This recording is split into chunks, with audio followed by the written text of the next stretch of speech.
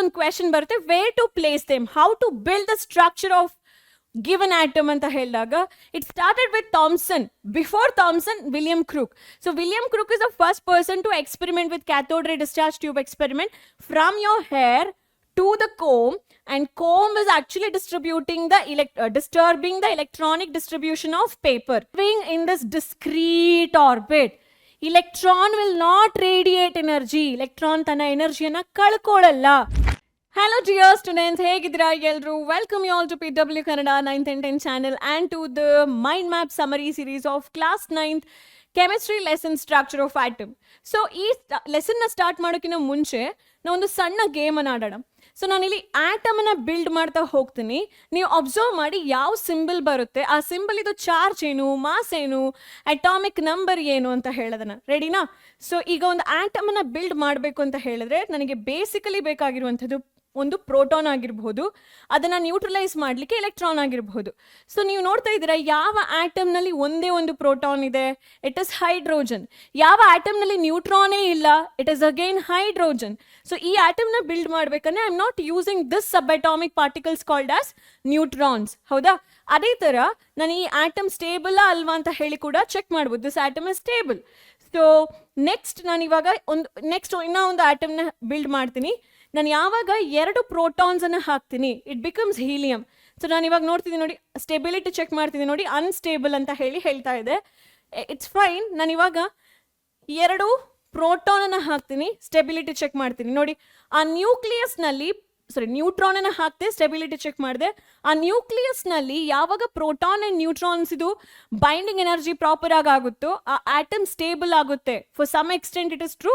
ಅಲ್ಲಿ ಇನ್ನೂ ತುಂಬ ಫೋರ್ಸ್ಗಳಿದೆ ಮಾತಾಡ್ಲಿಕ್ಕೆ. So it's a very deep concept, let's not touch that part. But ಈ ಹೀಲಿಯಂ ಆಟಮ್ ಅನ್ನು ಡೆವಲಪ್ ಮಾಡಬೇಕು ಅಂತ ಹೇಳಿದಾಗ ರಿಕ್ವೈರ್ಮೆಂಟ್ ಏನಿತ್ತು, 2 protons and 2 neutrons, so that mass has become 4. But look at the charge. Is this neutral atom? Alla. It has 1 positive charge. So adana neutral ಮಾಡಬೇಕು ಅಂತ ಹೇಳಿದ್ರೆ first check ಮಾಡಿ ಎಷ್ಟು protons ಇದೆ ಅಂತ ಹೇಳಿ. I have put 2 protons. ಇಲ್ಲೂ ಕೂಡ ಕೌಂಟ್ ಮಾಡಬಹುದು. 2 protons ಇದೆ, and in order to neutralize all the proton, I'm adding 2 electrons in it.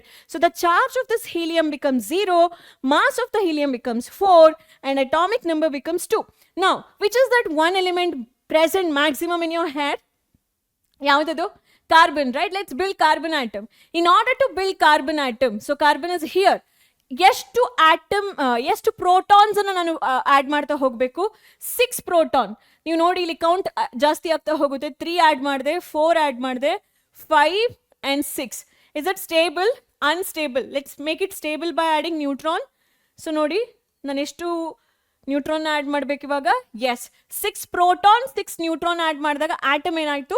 Stable ಆಯಿತು. Is it neutral? ಇಲ್ಲ, it is showing charge, but I need a neutral atom because we have learned, ಅಥವಾ we are going to learn that carbon is going to be stable when it is in neutral form than ionic form. It cannot form C4 plus C4 minus ion. ಯಾಕೆ ಅಂತ ಹೇಳಿ valency ಪಾರ್ಟ್ನಲ್ಲಿ ನಾವು ಕಲಿಯೋಣ ಈ ಚಾಪ್ಟರ್ನಲ್ಲಿ. But you are seeing that carbon has the 0 charge, 6 proton, 6 plus 6 and 6 proton and 6 neutron. Totally the mass of this atom will become equal to 12 and it is stable. ಕೆಲವೊಂದ್ಸಲ electron ಅಂತ ಹೇಳುವಂಥ concept ಇದು ನೀವು higher version ಅನ್ನು ಓದ್ತಾ ಹೋದ್ರೆ orbit ಅಂತ ಹೇಳುವಂಥದ್ದು ಇಲ್ಲ ಎನಿಮೋರ್. ಅದನ್ನ ನೀವು ಹೈಯರ್ ಕ್ಲಾಸಸ್ನಲ್ಲಿ ಕಲಿತೀರಾ. Electron is just like a cloud around the nucleus ಅಂತ ಹೇಳೋ ಕಾನ್ಸೆಪ್ಟ್ನ ನೀವು ಎಂಟರ್ ಆಗ್ತೀರಾ. And that cloud looks like this.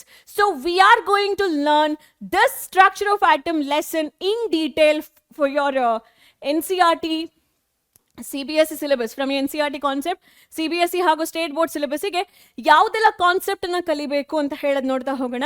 ಫಸ್ಟಿಗೆ ಸ್ಟ್ರಕ್ಚರ್ ಆಫ್ ಆಟಮ್ನಲ್ಲಿ ಈ ಫ್ರಿಕ್ಷನಲ್ ಎಲೆಕ್ಟ್ರಿಸಿಟಿ, ಡಾಲ್ಟನ್ ಕಾನ್ಸೆಪ್ಟ್ ಇಂದ ಫ್ರಿಕ್ಷನಲ್ ಎಲೆಕ್ಟ್ರಿಸಿಟಿ ಅಂತ ಹೇಳುವ ಒಂದು ಕಾನ್ಸೆಪ್ಟಿಗೆ ಒಂದು ಪಾಯಿಂಟಿಗೆ ರೀಚ್ ಆದಾಗ ಸೈಂಟಿಸ್ಟ್ಗಳಿಗೆ ಅನ್ಸುತ್ತೆ no atom is divisible. Dalton, you are wrong. Atom is divisible into electron, proton, neutron. Nowadays we know that because of lot of experiments we also know the exact mass and charge of electron, proton and neutron. ಹೌದಾ? So ಇಷ್ಟು sub atomic particles ಗೊತ್ತಾದಾಗ ಸೈಂಟಿಸ್ಟ್ಗಳಿಗೆ ಒಂದು question ಬರುತ್ತೆ, where to place them, how to build the structure of given atom anta helidaga, it started with Thomson. Before Thomson, William Crook. So William Crook is the first person to experiment with cathode ray discharge tube experiment, and he for the first time tell everybody that, you see, there is a ray connecting, or there is a ray passing from cathode to anode in a discharge tube. But Thomson is the scientist who tells, or who proves that that cathode ray contains electron or negatively charged particle. So Thomson discovers electron.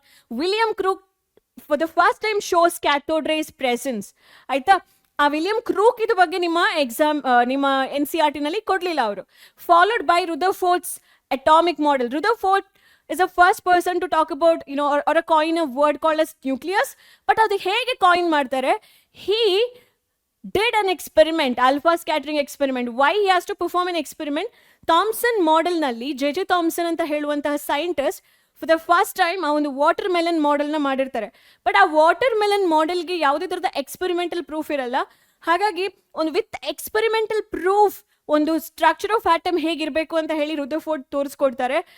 By alpha scattering experiment he literally proves every concept ಅಥವಾ every point of structure of atom by alpha particle passing through a gold foil experiment, comes up with a nuclear model of atom, and we call it as Rutherford's model. Bohr will talk about the electronic distribution outside the atom.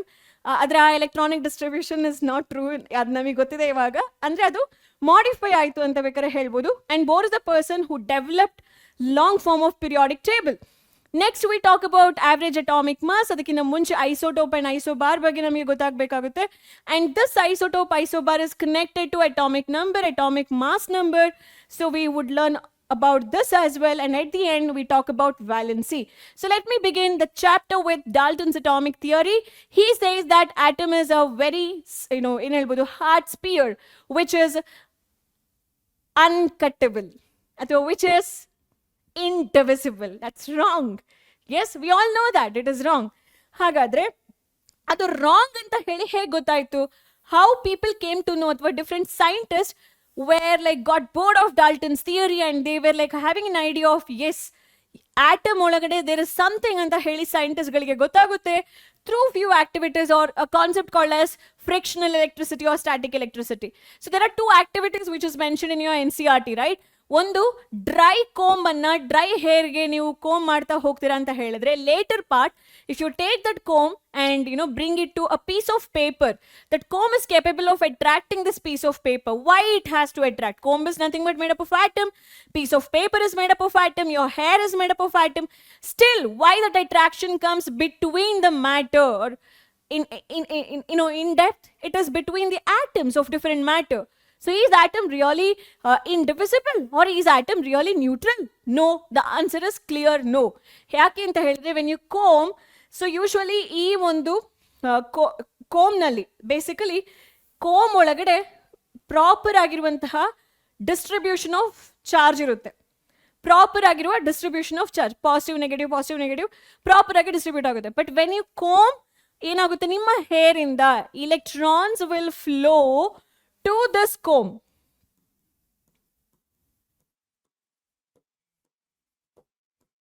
So ಈ ಕೋಮ್ ನಲ್ಲಿ ಇವಾಗ bunch of electrons ಇದೆ.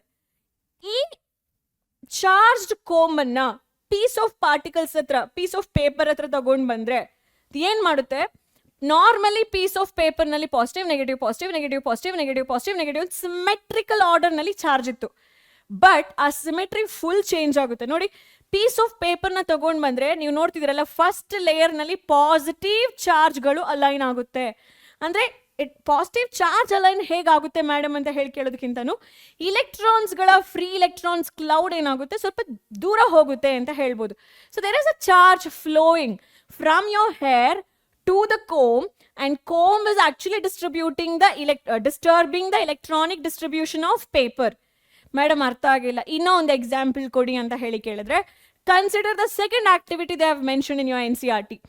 So ಒಂದು silk cloth ಇರುತ್ತೆ, ಆಯ್ತಾ? Silk cloth ಅನ್ನ ಈ glass rod ನಲ್ಲಿ ಚೆನ್ನಾಗಿ ರಬ್ ಮಾಡ್ತೀರಾ. So through out the glass rod ನೀವು ರಬ್ ಮಾಡ್ಬೇಕಾದ್ರೆ ಆ ಗ್ಲಾಸ್ ರಾಡ್ ಇಂದ ಇಲೆಕ್ಟ್ರಾನ್ಸ್ಗಳು ಎಲ್ಲವೂ ಕೂಡ ಈ ಸಿಲ್ಕ್ ಕ್ಲೋತ್ ಮೇಲೆ ಹೋಗಿ ಕುತ್ಕೊಳ್ಳುತ್ತೆ. ಸೊ ಇಲೆಕ್ಟ್ರಾನ್ಸ್ಗಳು ಹೋಗ್ಬೋದಾ ಮೇಡಮ್ ಅಂತ ಹೇಳಿ ಕೇಳಿದ್ರೆ, ಎಸ್ ದೇ ಕ್ಯಾನ್ ಮೂವ್, ಆಯ್ತಾ? ಈ ತರ ಮೂವ್ ಆದಾಗ ಫ್ರಿಕ್ಷನ್ ಇಂದಾಗಿ ಅದು ಮೂವ್ ಆಗಿ ಇಲೆಕ್ಟ್ರಾನ್ಸ್ಗಳು ಕಂಪ್ಲೀಟ್ ಆಗಿ ಸಿಲ್ಕ್ ಕ್ಲೋತಿಗೆ ಹೋದಾಗ ನೀವು ಇದೇ ಗ್ಲಾಸ್ ರಾಡ್ ಅನ್ನ ಕನ್ಸಿಡರ್ ಮಾಡಿದ್ರೆ ಅದಕ್ಕೆ ಇವಾಗ ಯಾವ ಚಾರ್ಜ್ ಇರುತ್ತೆ? ಪಾಸಿಟಿವ್ ಚಾರ್ಜ್ ಇರುತ್ತೆ. ಯಾವ ಚಾರ್ಜ್ ಇರುತ್ತೆ? ಪಾಸಿಟಿವ್ ಚಾರ್ಜ್ ಇರುತ್ತೆ. So now the glass rod is not neutral, it has some charge on it. ಹೇಗೆ ಪ್ರೂವ್ ಮಾಡ್ತೀರಾ ಇದನ್ನ? If you bring this glass rod to the inflated balloon ಏನಾಗುತ್ತೆ? ಇದಕ್ಕೆ ಅಟ್ರಾಕ್ಟ್ ಆಗುತ್ತೆ. ಸೊ ಬಲೂನ್ ಇವಾಗ ಬೇರೆ ಬೇರೆ ಕಾನ್ಸೆಪ್ಟ್ ನಲ್ಲಿ ನಾವು ಇದನ್ನ ಅರ್ಥ ಮಾಡ್ಕೊಳ್ಬಹುದು. ಈ ಒಂದು ಆಕ್ಟಿವಿಟಿನಲ್ಲಿ ಚಾರ್ಜ್ ಗ್ಲಾಸ್ ರಾಡ್ ನ ನೀವೇನಾದ್ರೂ ಬಲೂನ್ ಹತ್ರ ತಗೊಂಡ್ ಬಂದ್ರೆ ಬಲೂನ್ ಮತ್ತೆ ಈ ಚಾರ್ಜ್ ಗ್ಲಾಸ್ ರಾಡ್ ಅಟ್ರಾಕ್ಟ್ ಆಗುತ್ತೆ. ಯಾಕೆ? ಇದ್ರಲ್ಲಿ ಪಾಸಿಟಿವ್ ಚಾರ್ಜ್ ಇದೆ, ಬಲೂನ್ ನಲ್ಲಿ ಇಲೆಕ್ಟ್ರಾನ್ಸ್ ಇದೆ. Electron positive charge, to opposite charge ಅಲ್ವಾ, ಅಟ್ರಾಕ್ಟ್ ಆಗಬೇಕು. ರೈಟ್? ಸೊ ಇದೆಲ್ಲ ಕಾನ್ಸೆಪ್ಟ್ ಇಂದ ಸೈಂಟಿಸ್ಟ್ ಗಳಿಗೆ ಗೊತ್ತಾಗುತ್ತೆ that Dalton is completely wrong. ಅಂದ್ರೆ ಕಂಪ್ಲೀಟ್ಲಿ ರಾಂಗ್ ಅಂತ ಹೇಳಿದ್ರೆ 2 of his postulates are still true. ಯಾವ್ದದು? Atom can neither be created nor destroyed ಅಂತ ಹೇಳುವಂಥದ್ದು is a true for most of the normal ordinary chemical reactions. ಅದೇ ತರ the ratio ಅಥವಾ kind and number of atoms present in a compound is always fixed ಅಂತ ಹೇಳುವಂಥದ್ದು. Water doesn't matter wherever you go, it is always fixed. That's still true. But what he said that atom as indivisible particle ಅಂತ ಹೇಳುವಂಥದ್ದು became a wrong concept. We know that atom has something in it. That's why it is showing charge. But ಅದು ಏನು ಅಂತ ಹೇಳಿ ಗೊತ್ತಿರಲಿಲ್ಲ. So William Crook started experimenting on this. ಅವ್ರು ಏನ್ ಮಾಡ್ತಾರೆ ಅಂತ ಹೇಳಿದ್ರೆ, first time he takes a cylindrical glass rod and inside this device evacuated chamber ಆಗಿರುತ್ತೆ. he maintain a very less pressure like 0.01 pascal pressure. ನಾವು ಸಿ ಲೆವೆಲ್ ನಲ್ಲಿ ಇದೀವಿ ಅಂತ ಹೇಳಿ ಅನ್ಕೊಳ್ಳಿ. ನಾವು ಉಸಿರಾಡುವಂತಹ ಏರ್ ಪ್ರೆಷರ್ ಎಷ್ಟು ಗೊತ್ತಾ? 1 atmospheric pressure which is nothing but 103 and something pascal value. ಆಯ್ತಾ? ಸೊ ಈ 1 atmospheric ಪ್ರೆಷರಿಗೂ the pressure which is inside the glass ಟ್ಯೂಬ್ಗೂ ತುಂಬಾ ಡಿಫರೆನ್ಸ್ ಇದೆ.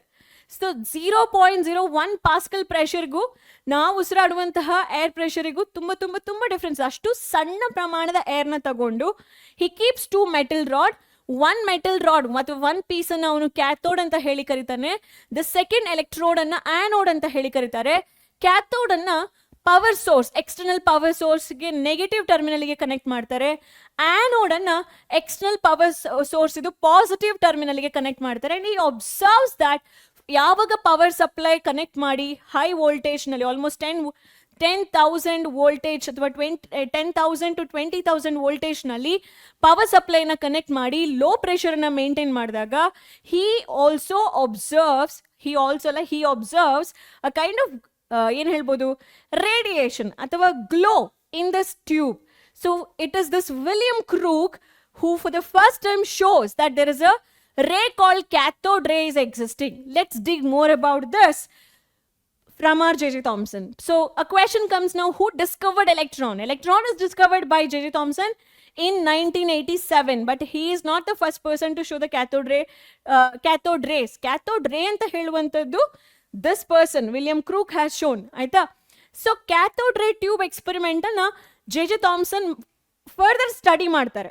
ಸೊ ಅವ್ರು ಏನ್ ಮಾಡ್ತಾರೆ ಅಂತ ಹೇಳಿದ್ರೆ, ಅಗೇನ್ ಅ ಸಿಲಿಂಡ್ರಿಕಲ್ ಗ್ಲಾಸ್ ಟ್ಯೂಬ್ ನಲ್ಲಿ 2 ಮೆಟಲ್ ಪ್ಲೇಟ್ ನ ಈ ಡಿವೈಸ್ ನಲ್ಲಿ ಹಿ keeps 2 metal plates and both the metal plates ಅನ್ನ ಅವ್ರು ಏನ್ ಮಾಡ್ತಾರೆ, ಎಕ್ಸ್ಟರ್ನಲ್ ಪವರ್ ಸಪ್ಲೈಗೆ ಕನೆಕ್ಷನ್ ಕೊಡ್ತಾರೆ.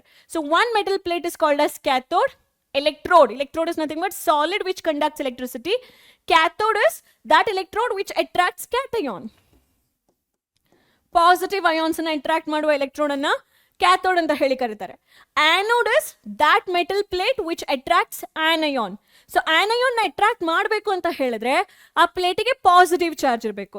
ಅದೇ ತರ ಕ್ಯಾಟಯೋನ್ ಅಂತ ಹೇಳಿದ್ರೆ ಪಾಸಿಟಿವ್ ಚಾರ್ಜ್ ನ ಅಟ್ರಾಕ್ಟ್ ಮಾಡಬೇಕು ಅಂತ ಹೇಳಿದ್ರೆ ಈ ಪ್ಲೇಟಿಗೆ ನೆಗೆಟಿವ್ ಚಾರ್ಜ್ ಇರಬೇಕು. ಅದಕ್ಕೋಸ್ಕರ ಇದನ್ನ ನೆಗೆಟಿವ್ ಟರ್ಮಿನಲ್ಗೆ, ಆನೋಡ್ ಅನ್ನ ಪಾಸಿಟಿವ್ ಟರ್ಮಿನಲ್ಗೆ ಕನೆಕ್ಟ್ ಮಾಡ್ತಾರೆ. ಸೊ ಅರ್ಥ ಆಯ್ತಾ? I repeat once again. ಇಲ್ಲಿ ಈ ಡಿವೈಸ್ ಒಳಗಡೆ ಕ್ಯಾಥೋಡ್ ರೇ ಟ್ಯೂಬ್ ಅಂತ ಹೇಳುವಂಥದ್ದು is a cylindrical glass tube ಆಗಿರುತ್ತೆ. ಇದ್ರ ಒಳಗಡೆ 2 ಮೆಟಲ್ ಪ್ಲೇಸ್ ಇರುತ್ತೆ, ಮೆಟಲ್ ಪ್ಲೇಟ್ಗಳಿರುತ್ತೆ. ಆ ಒಂದು ಮೆಟಲ್ ಪ್ಲೇಟ್ ಅನ್ನ negative terminal of the battery connection ಕೊಡ್ತಾರೆ. ಆ ಮೆಟಲ್ ಪ್ಲೇಟ್ ಅನ್ನ ಕ್ಯಾಥೋಡ್ ಅಂತ ಹೇಳಿ ಕರೀತಾರೆ. ಬಿಕಾಸ್ ಈ ಮೆಟಲ್ ಪ್ಲೇಟ್ ನಲ್ಲಿ ಯಾರು ಅಟ್ರಾಕ್ಟ್ ಆಗ್ತಾರೆ, ಕ್ಯಾಟಯಾನ್ಸ್ಗಳು ಈ ಮೆಟಲ್ ಪ್ಲೇಟ್ ಕಡೆಗೆ ಬರುತ್ತೆ. ಓಕೆನಾ? ಕ್ಯಾಟಯಾನ್ಸ್ ಅಥವಾ ಪಾಸಿಟಿವ್ಲಿ ಚಾರ್ಜ್ ಅಯಾನ್ಸ್ಗಳು ಬರಬೇಕು ಅಂತ ಹೇಳಿದ್ರೆ ಪಾಸಿಟಿವ್ಲಿ ಚಾರ್ಜ್ಡ್ ಅಯಾನ್ಸ್ ಬರಬೇಕು ಅಂತ ಹೇಳಿದ್ರೆ this metal plate should connected to the negative terminal, only opposite charges attract ಅಲ್ವಾ. ಅದೇ ತರ ಆನೋಡ್ ಅಂತ ಹೇಳುವಂತಹ ಮೆಟಲ್ ಪ್ಲೇಟ್ ಕಡೆಗೆ ಆನಯಾನ್ಸ್ ಬರಬೇಕು ಅಂದ್ರೆ anions are what negatively charged ions ಅಲ್ವಾ. ನೆಗೆಟಿವ್ಲಿ ಚಾರ್ಜ್ಡ್ ಅಯಾನ್ಸ್ಗಳು ಬರಬೇಕು ಅಂತ ಹೇಳಿದ್ರೆ anode should stick to the positive terminal of the battery. So this about the connection. And he passes electricity at very low air pressure. For that vacuum pump ಅನ್ನು ಇಟ್ಕೊಂಡಿರ್ತಾರೆ to adjust the air pressure. So at very low air pressure, so low pressure ನಲ್ಲಿ and at very high voltage 10,000 to 20,000 voltage range ನಲ್ಲಿ when he passes, he observes that yes, the ray is coming from cathode to anode. ಒಂದು stream of particles ಅಥವಾ ಒಂದು glow ಅನ್ನ ಅವರು ನೋಡ್ತಾರೆ. That glow is happening ಅಥವಾ it is forming, it is directing from cathode towards anode ಅಂತ ಹೇಳ್ಬೋದು. So the same glow you can observe here. ಇಲ್ಲಿ ನೋಡಿ, ಕ್ಯಾಥೋಡ್ ಇಂದ ಆನೋಡ್ ಕಡೆಗೆ ಆ ಗ್ಲೋ ಹೋಗ್ತಾ ಇದೆ. ಅಂಡ್ ದಿಸ್ ಚೇಂಬರ್, ಇದೇ ಗ್ಲಾಸ್ ರಾಡ್ ಏನಿದೆ, ಸೊ ದ ಕ್ಯಾಥೋಡ್ ರೇ ಟ್ಯೂಬ್ ಏನಿದೆ, ಇದನ್ನ ಸ್ವಲ್ಪ ಅವರು ಫರ್ದರ್ ಏನ್ ಮಾಡ್ತಾರೆ, ಮಾಡಿಫೈ ಮಾಡ್ತಾರೆ in such a way that one end of this glass rod ಅಥವಾ glass chamber is coated with a phosphorus material called as shining material. ಅಂದ್ರೆ ಶೈನ್ ಆಗಬೇಕು. when it is struck with a particle, it should glow. ಆಯ್ತಾ. So ಫಾಸ್ಫೋರಸ್ materials ನೀವು ರೋಡ್ನಲ್ಲೂ ಕೂಡ ನೋಡಿರ್ತಿರಲ್ಲ. ರೋಡ್ನಲ್ಲಿ signal ಬೋರ್ಡ್ಸ್ನಲ್ಲಿ actually ಏನಿರಲ್ಲ, light ಏನೂ ಇರಲ್ಲ. But ನಿಮ್ಮ ವೆಹಿಕಲ್ ಇದು ಬೀಮ್ ಆಫ್ ಲೈಟ್ ಆ ಫಾಸ್ಫೋರಸ್ ಮೆಟೀರಿಯಲ್ಗೆ ಬಿದ್ದಾಗ ಅದು ಗ್ಲೋ ಆಗುತ್ತಲ್ವಾ. ಅದೇ ಥರ ಇಲ್ಲಿ ಈ ಒಂದು ಗ್ಲಾಸ್ ಚೇಂಬರ್ದು ಒನ್ ಎಂಡ್ ನಲ್ಲಿ ಅವರು ಜಿಂಕ್ ಸಲ್ಫೈಡ್ ಅಂತ ಹೇಳುವಂತಹ ಒಂದು ಮೆಟೀರಿಯಲ್ನ ಕೋಟ್ ಮಾಡ್ತಾರೆ. ಸೊ ಯಾವಾಗ ಕ್ಯಾಥೋಡ್ ರೇಸ್ಗಳು, ray which carries minute particles travelling from cathode to anode, so ಈ ಆನೋಡ್ ಅಂತ ಹೇಳುವಂಥದ್ನ ಪರ್ಫೋರೇಟೆಡ್ ಆನೋಡ್. ಪರ್ಫೋರೇಟೆಡ್ ಅಂತ ಹೇಳಿದ್ರೆ ಹೋಲ್ಸ್ ಇರುವಂತಹ ಆನೋಡ್ ಅನ್ನ ತಗೊಂಡ್ರೆ through this whole this cathode ray will pass and it will strike this glow particle ಅಥವಾ glow material called as zinc sulfide. ಯಾವಾಗ zinc sulfide ಗೆ ಈ cathode ray strike ಆಗುತ್ತೆ, zinc sulfide starts glowing. ಆಯ್ತಾ. So ಈ ತರ ನೀವು ಅದನ್ನ ಇಮ್ಯಾಜಿನ್ ಮಾಡ್ಕೊಳ್ಬಹುದು. cathode ray is coming and it is passing through a perforated anode ಅಥವಾ ಎಂತ ಹೇಳ್ಬೋದು, ಹೋಲ್ಸ್ ಇರುವಂತಹ ಆನೋಡ್ ನಲ್ಲಿ ಪಾಸ್ ಆಗುತ್ತೆ. Anode will always accelerate this particles which is emitted from cathode. So accelerated ray will pass straight. Again ಅಲ್ಲಿ ಯಾವುದೇ ತರದ magnetic field ಇಲ್ಲ, ನಾವು ಅಪ್ಲೈ ಮಾಡ್ತಿಲ್ಲ. Suppose if we keep the magnetic field, ಅದು ಬೀಮ್ ಏನಾಗಬೇಕು, ಡಿಫ್ಲೆಕ್ಟ್ ಆಗಬೇಕು. ಯಾಕೆಂತ ಹೇಳ್ಕೊಡ್ತೀನಿ ನಾನು. ಸೊ ಈಗ ಸದ್ಯಕ್ಕೆ ಅಲ್ಲಿ ಎಲೆಕ್ಟ್ರಿಕ್ ಫೀಲ್ಡ್ ಮಾತ್ರ ಇರೋದ್ರಿಂದ, ನಾವು ಎಲೆಕ್ಟ್ರಿಸಿಟಿ ಮಾತ್ರ ಸಪ್ಲೈ ಮಾಡಿರೋದ್ರಿಂದ ಆ ಪಾರ್ಟಿಕಲ್ಸ್ಗಳನ್ನ ಆನೋಡ್ ಥ್ರೂ ನಾವೇನು ಮಾಡ್ಬೋದು, ಆಕ್ಸಿಲರೇಟ್ ಮಾಡ್ಬೋದು, ಫೋಕಸ್ ಮಾಡ್ಬೋದು ಸ್ಟ್ರೇಟ್ ಲೈನಲ್ಲಿ ಪಾಸ್ ಆಗಲಿಕ್ಕೆ. So it passes and it hits one end of this glass chamber which is coated with zinc sulfide. Zinc sulfide glow ಆಗುತ್ತೆ. ಸೈಂಟಿಸ್ಟಿಗೆ ಗೊತ್ತಾಗುತ್ತೆ that there is something in it ಅಂತ ಹೇಳಿ. But ಆ something in it ಅಂತ ಹೇಳಿ ಹೇಗೆ ಗೊತ್ತಾಗಬೇಕು, that is the next question ಅಲ್ವಾ. ಸೊ ಈ ಎಕ್ಸ್ಪೆರಿಮೆಂಟಲ್ ಸೆಟಪ್ ಅನ್ನ ಇನ್ನೂ ಒಂದ್ಸಲ ನಾವು ಫೋಕಸ್ ಮಾಡಿ ಮತ್ತೆ ಈ ಕಾನ್ಸೆಪ್ಟ್ಗೆ ಬರೋಣ. ನಮಗೆ ಗೊತ್ತಾಯ್ತು ಇವಾಗ ಎಲ್ಲ ಕನೆಕ್ಷನ್ ಕೊಟ್ಟಾಗ ಕ್ಯಾಥೋಡ್ ಕಡೆಯಿಂದ ಆನೋಡ್ ಕಡೆಗೆ ಯಾವುದೊಂದು ರೇ ಬರುತ್ತೆ, ಆ ರೇನಲ್ಲಿ ಒಂದು ಪಾರ್ಟಿಕಲ್ ಇದೆ ಅಷ್ಟೇ ಗೊತ್ತಾಗಿರೋದು. ಅದು ನೆಗೆಟಿವಾ ಪಾಸಿಟಿವಾ ಅಂತ ಹೇಳಿ ಗೊತ್ತಾಗಬೇಕು ಅಂತ ಹೇಳಿದ್ರೆ this is a experimental setup, you can go through it. So ಅವ್ರು ಏನು ಅಬ್ಸರ್ವ್ ಮಾಡ್ತಾರೆ, a beam emitted from cathode and accelerated towards anode. The glass of this cathode ray tube chamber is coated with phosphorus material known as zinc sulfide. So when electron strikes the glass, it creates a characteristic green glow. Ega very important point. This is here is the role of Thomson. So Thomson studies this cathode ray tube experiment. A tube nali he keeps electric field by keeping two charged plate. ಅವ್ರು ಏನು ಮಾಡ್ತಾರೆ, ಇಲ್ಲಿ ನೋಡ್ತಿದ್ದೀರಲ್ವಾ, ಈ ಒಂದು cathode ರೇ ಟ್ಯೂಬ್ನಲ್ಲಿ charged plate, ಒಂದು metal ಪ್ಲೇಟನ್ನು charge ಮಾಡಿ ಪಾಸಿಟಿವ್ ಆ್ಯಂಡ್ ನೆಗೆಟಿವ್ ಚಾರ್ಜ್ನ ಪಾಸ್ ಮಾಡಿ ಆ ಚಾರ್ಜ್ ಪ್ಲೇಟ್ ಎಡೆಯಲ್ಲಿ ಅಥವಾ ಮಧ್ಯದಲ್ಲಿ ಈ ಕ್ಯಾಥೋಡ್ ರೇ ಟ್ಯೂಬ್ನ ಇಡ್ತಾರೆ. ಓಕೆನಾ. ಈಗ ಈ ಚಾರ್ಜ್ ಪ್ಲೇಟ್ ಅಂತ ಹೇಳಿದ್ರೆ ನೀವು ನೋಡ್ತಿದ್ರಲ್ವ, ಪಾಸಿಟಿವ್ ಚಾರ್ಜು ಇದೆ, ನೆಗೆಟಿವ್ ಚಾರ್ಜು ಇದೆ. ಸೊ ಯಾವಾಗ ಈ ಒಂದು ರೇ ಪಾಸ್ ಆಗುವಂಥದ್ದು ಎರಡು ಚಾರ್ಜ್ ಪ್ಲೇಟ್ ನಡುವೆ ಅದು ಬರುತ್ತೋ, ಅದು ಕಾಂಟ್ಯಾಕ್ಟಿಗೆ ಬರುತ್ತೋ, ಆ ರೇ ಏನಾಗುತ್ತೆ ಪಾಸಿಟಿವ್ ಕಡೆಗೆ, ಪಾಸಿಟಿವ್ಲಿ ಚಾರ್ಜ್ ಪ್ಲೇಟ್ ಕಡೆಗೆ ಡಿವಿಯೇಟ್ ಆಗುತ್ತೆ. ನೋಡಿ, ಈ ತರ ಸ್ಟ್ರೈಟ್ ಆಗಿ ಹೋಗ್ಬೇಕಿತ್ತು, but it is deviating towards this positively charge plate. That clearly indicates that yes, there is a charged particle and the charged particle is electron. ಅವಾಗ ಅದಕ್ಕಿಂತ ಮುಂಚೆ ಫಸ್ಟ್ ಕ್ವೆಶನ್ ಏನಂದ್ರೆ ಅದರೊಳಗಡೆ ಪಾರ್ಟಿಕಲ್ ಇದೆಯಾ, ಆ ಪಾರ್ಟಿಕಲ್ಗೆ ಚಾರ್ಜ್ ಇದೆಯಾ ಅಂತ ಹೇಗೆ ಗೊತ್ತಾಗುತ್ತೆ? By keeping a magnet. So ಇದರ ಸುತ್ತ ಒಂದು ಯು ಶೇಪ್ಡ್ ಮ್ಯಾಗ್ನೆಟ್ ಇಟ್ಟಾಗ ಸೊ ಏನಾಯ್ತು, ಆ ರೇ ಏನಾಗುತ್ತೆ ಡಿಫ್ಲೆಕ್ಟ್ ಆಗುತ್ತೆ. ಯಾವಾಗಲೂ ನೆನ್ಪಿಟ್ಕೊಳ್ಳಿ ಮಕ್ಕಳೇ, ಒಂದು ರೇ ಡಿಫ್ಲೆಕ್ಟ್ ಆಗ್ತಿದೆ, ಅದರೊಳಗಡೆ ಚಾರ್ಜ್ ಪಾರ್ಟಿಕಲ್ ಇದೆ, ಮ್ಯಾಗ್ನೆಟಿಕ್ ಫೀಲ್ಡ್ ನಲ್ಲಿ ಡಿಫ್ಲೆಕ್ಟ್ ಆಗ್ತಿದೆ ಅಂತ ಹೇಳಿದ್ರೆ ಆ ಒಂದು ರೇನಲ್ಲಿ ಚಾರ್ಜ್ ಪಾರ್ಟಿಕಲ್ಸ್ಗಳು ಮೂವ್ ಆಗ್ತಾ ಇದೆ, ಹೌದಾ? Stationery charge ಪಾರ್ಟಿಕಲ್ಸ್ಗಳು. ಸೊ ಇವಾಗ ಒಂದು ಬೀಮ್ ಆಫ್ ಇಲೆಕ್ಟ್ರಾನ್ ಮೂವ್ ಆಗ್ತಿದೆ ಅಂತ ಹೇಳಿದ್ರೆ this electron will produce electric field as well as magnetic field. ನಾವು ಎಕ್ಸ್ಟರ್ನಲ್ ಮ್ಯಾಗ್ನೆಟಿಕ್ ಫೀಲ್ಡ್ಗೆ ಈ ಒಂದು ಪಾರ್ಟಿಕಲ್ಸ್ನ ಇಟ್ಟಾಗ ಅದರ magnetic field external magnetic field ಜೊತೆ ರಿಯಾಕ್ಟ್ ಆದಾಗ ಅದೇನಾಗುತ್ತೆ, ಆ ಫೋರ್ಸಸ್ ಎರಡು ಕೂಡ ಕಾಂಟ್ಯಾಕ್ಟ್ ಆದಾಗ ಅದು ಡಿಫ್ಲೆಕ್ಟ್ ಆಗಲಿಕ್ಕೆ ಸ್ಟಾರ್ಟ್ ಆಗುತ್ತೆ.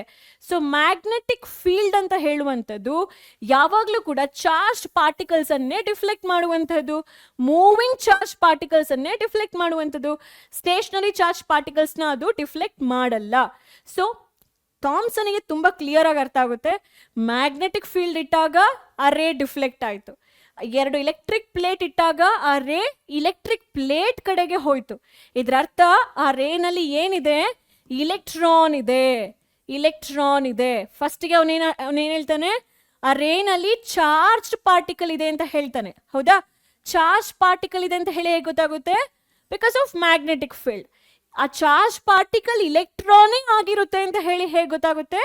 Because of this to metallic charge plate. So magnetic field charge plate ಇಂದ he comes to know that yes, that cathode ray tube has minute, very very tiny particles. So what is the characteristic of this cathode ray then? So cathode ray is actually a ray which is emitted from cathode towards anode in a enclosed gas cylinder. So cathode ray travels in straight line when there is no magnetic field. Cathode ray can pass through a very thin foil of metal. ಅದೇ ತರ cathode rays are made to strike. When it is made to strike on a metal, it gets heated. ಅಲ್ಲೊಂದು heating effect ಇರುತ್ತೆ, because kinetic energy is changed into ಏನು ಹೇಳ್ಬೋದು, heat energy ಅಂತ ಹೇಳ್ಬೋದು. Cathode rays strike against a glass of surface, nothing but screen coated with zinc sulfate, and when they strike, it produces a glow called as fluorescence. So fluorescence glow ಅನ್ನು ನೀವು ನೋಡ್ತೀರಾ. and the characteristics of electron ಹೇಗಿರುತ್ತೆ ಅಂತ ಹೇಳಿ ಕೇಳಿದ್ರೆ very simple, charge on electron ಅಂತ ಹೇಳುವಂಥದ್ದು due to like lot of experiments. So ತುಂಬ ಎಕ್ಸ್ಪೆರಿಮೆಂಟ್ಸ್ಗಳ ಥ್ರೂ ನಮಗೆ ಗೊತ್ತಾಗುತ್ತೆ that electron has definite mass and charge, and this is the mass of the electron. Charge of the electron 1.602 into 10 power minus 10. So it is a negative charge. ಆಯ್ತಾ? ಅದೇ ಥರ mass of the electron is this relative charge on electron. ಅಂದರೆ ನಾವು ಪ್ರತಿ ಸಲ charge ಬರೀಬೇಕಾದ್ರೆ ಈ complete charge ತಗೊಳ್ಳಲ್ಲ, we just take it as -1 followed by relative mass ಅಂತ ಹೇಳಿದಾಗ ಇಲೆಕ್ಟ್ರಾನ್ ಇದು mass is in terms of kg ಇಷ್ಟಿರುತ್ತೆ, in terms of gram 9.1 into 10 power minus 28 grams ಇರುತ್ತೆ. ಓಕೆ, ಸೊ ಇದರ ಅರ್ಥ ಏನು ಮಕ್ಕಳೇ, 0 ಪಾಯಿಂಟ್ ಹಾಕಿ 30 zeros ಹಾಕಿ 9.1 kg, ಎಷ್ಟು ಸಣ್ಣ ಮಾಸ್ ಅದು, ಹೌದಾ?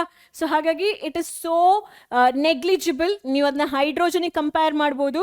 ಹೈಡ್ರೋಜನಿಗೆ ಕಂಪೇರ್ ಮಾಡಿದ್ರೆ ಆಲ್ಮೋಸ್ಟ್ 2000 ಅಂದರೆ 1840 ನಿಯರ್ಲಿ ವ್ಯಾಲ್ಯೂ 2000 ಹತ್ರ ಇದೆ ಅಲ್ವಾ? 2000 ಭಾಗ ಅಂದರೆ 2000 ಚಾಕ್ಲೇಟ್ಸ್ ನಲ್ಲಿ ಒಂದು chocolate, if 2000 chocolates are equal to hydrogen atom, one chocolate is going to be going to be the mass of electron ಅಂತ ಹೇಳ್ತಾರೆ. ಸೊ ರಿಲೇಟಿವ್ ಮಾಸ್ ಅಂತ ಹೇಳಿದ್ರೆ, so it's that 2000 chocolates are equal to hydrogen, in that one chocolate is going to be equal to the mass of electron ಅಂತ ಹೇಳಿ. So that's it about electron. electron ಇದು Discovery ಅಂತ ಹೇಳಿ ಬಂದಾಗ always no that ಅದನ್ನ start ಮಾಡಿದ್ದು William crook, ಅದನ್ನ further study ಮಾಡಿದ್ದು ನಮ್ಮ ಜೆ ಥಾಮ್ಸನ್. ಎರಡು ಕಂಡೀಷನ್ನ ಅವ್ರು ಇಟ್ಕೊಳ್ತಾರೆ. ಒಂದು ಹೈ ವೋಲ್ಟೇಜ್ ಪಾಸ್ ಮಾಡ್ತಾರೆ, ಇನ್ನೊಂದು low gas pressure high voltage. ಜಾಸ್ತಿ ಯಾಕೆ ಮೇಡಮ್ ಲೋ ಗ್ಯಾಸ್ ಪ್ರೆಷರ್ ಅಂತ ಹೇಳಿದ್ರೆ, ಜಾಸ್ತಿ ಏನಾದರೂ ಏರ್ ಪ್ರೆಷರ್ ತಗೊಂಡ್ರೆ ಈ ಪಾರ್ಟಿಕಲ್ಸ್ಗಳು ಮೂವ್ ಆಗಬೇಕಾದ್ರೆ ಅಲ್ಲಿ ಗೇಷಿಯಸ್ ಗ್ಯಾಸ್ ಪಾರ್ಟಿಕಲ್ಸ್ ಇರುತ್ತೆ, ಈ ಎಲೆಕ್ಟ್ರಾನ್ಸ್ಗಳಿರುತ್ತೆ. ಇಲೆಕ್ಟ್ರಾನು ಮತ್ತೆ ಒಂದು ಗ್ಯಾಸ್ ಮಾಲಿಕ್ಯೂಲು ಇದೆರಡು ಕೂಡ ಕೊಲೈಡ್ ಆಗಿ ಆ ರೇ ಅಥವಾ ಗ್ಲೋ ಏನಿರುತ್ತೆ ಅದು ಕಾಣಕ್ಕೆ ಸಿಗಲ್ಲ. Because lot of collision happens between electron which is coming out of this gaseous material as well as cathode and the gaseous molecules which is filled inside this air pressure ನಲ್ಲಿರುವಂತಹ air ಮಾಲಿಕ್ಯೂಲ್ಸ್ಗಳು ಇಲೆಕ್ಟ್ರಾನ್ಸ್ಗಳು collide ಆಗೋದ್ರಿಂದ ಅವುಗಳ ಆ ಒಂದು ray visible ಆಗಲ್ಲ. ಹಾಗಾಗಿ we keep the low air ಪ್ರೆಷರನ್ನು ನಾವು ಕಡಿಮೆ ಇಟ್ಕೊಳ್ತೀವಿ. ಸೊ ರಿಮೆಂಬರ್, ಕ್ಯಾಥೋಡ್ ರೇಯಲ್ಲಿ ಇಲೆಕ್ಟ್ರಾನ್ಸ್ ಇದೆ ಅಂತ ಹೇಗೆ ಗೊತ್ತಾಯ್ತು? ಫಸ್ಟ್ಗೆ ಚಾರ್ಜ್ ಪಾರ್ಟಿಕಲ್, ಆ ಕ್ಯಾಥೋಡ್ ರೇನಲ್ಲಿ ಏನೋ ಒಂದು ಚಾರ್ಜ್ ಪಾರ್ಟಿಕಲ್ ಇದೆ ಅಂತ ಹೇಗೆ ಗೊತ್ತಾಗುತ್ತೆ? By keeping the magnet around it. So magnet ಇಟ್ಟಾಗ ಏನಾಯ್ತು, ರೇ ಸ್ಟ್ರೈಟ್ ಆಗಿ ಹೋಗೋದ್ರ ಬದಲಿಗೆ ಡಿಫ್ಲೆಕ್ಟ್ ಆಗುತ್ತೆ, ಅಂದ್ರೆ ಡಿವಿಯೇಟ್ ಆಗುತ್ತೆ, ನಾರ್ಮಲ್ ಪೊಸಿಷನ್ ಇಂದ ಡಿವಿಯೇಟ್ ಆಗುತ್ತೆ. ಯಾಕೆ ಡಿವಿಯೇಟ್ ಆಗುತ್ತೆ? ಆ ರೇ ಅಂತ ಹೇಳುವಂಥದ್ದು ಇಲೆಕ್ಟ್ರಾನ್ ರೇ ಆಗಿರುತ್ತೆ. Electron is a charge particle. ಯಾವಾಗ ಒಂದು ಚಾರ್ಜ್ ಪಾರ್ಟಿಕಲ್ ಮೂವ್ ಆಗುತ್ತೋ ಅದು ಇಲೆಕ್ಟ್ರಿಕ್ ಫೀಲ್ಡ್ ಅನ್ನ, ಮ್ಯಾಗ್ನೆಟಿಕ್ ಫೀಲ್ಡ್ ಅನ್ನ ತನ್ನ ಸುತ್ತ ಪ್ರೊಡ್ಯೂಸ್ ಮಾಡುತ್ತೆ. ಅದು ಪ್ರೊಡ್ಯೂಸ್ ಮಾಡಿರುವ ಮ್ಯಾಗ್ನೆಟಿಕ್ ಫೀಲ್ಡು ನಾವು ಹೊರಗಡೆ ಇಟ್ಟಿರುವಂತಹ ಮ್ಯಾಗ್ನೆಟಿಕ್ ಫೀಲ್ಡ್ ಎರಡು ಫೋರ್ಸ್ ಕಾಂಟ್ಯಾಕ್ಟ್ ಆದಾಗ ಅದೇನಾಗುತ್ತೆ, ಡಿಫ್ಲೆಕ್ಟ್ ಆಗುತ್ತೆ. Further about this you will learn in physics. ಹೌದಾ? ಸೊ ಡಿಫ್ಲೆಕ್ಟ್ ಆಗ್ತಾ ಇದೆ ಅಂತ ಹೇಳಿದ್ರೆ there is a charge particle ಅಂತ ಹೇಳಿ ಗೊತ್ತಾಗುತ್ತೆ. ಆ ಚಾರ್ಜ್ ಪಾರ್ಟಿಕಲ್ ಇಲೆಕ್ಟ್ರಾನ್ನೇ ಅಂತ ಹೇಗೆ ಕನ್ಫರ್ಮ್ ಮಾಡ್ತಾರೆ? ಎರಡು ಚಾರ್ಜ್ ಮೆಟಲ್ ಪ್ಲೇಟ್ ಅನ್ನ ಇಟ್ಟಾಗ this beam will deflect towards the positive metal plate. So ಅದು ಕನ್ಫರ್ಮ್ ಮಾಡುತ್ತೆ that the beam has electron. So because of these two observation J.J. Thomson confirms the presence of electron. Electron ಇದೆ ಅಥವಾ ಆ cathode ರೇ tube ನಲ್ಲಿ electron ಅಂತ ಹೇಳುವಂಥದ್ದು ಇದೆ ಅಂತ ಹೇಳ್ತಾರೆ. So how do you define electron? Electron is the most fundamental particle present in an atom.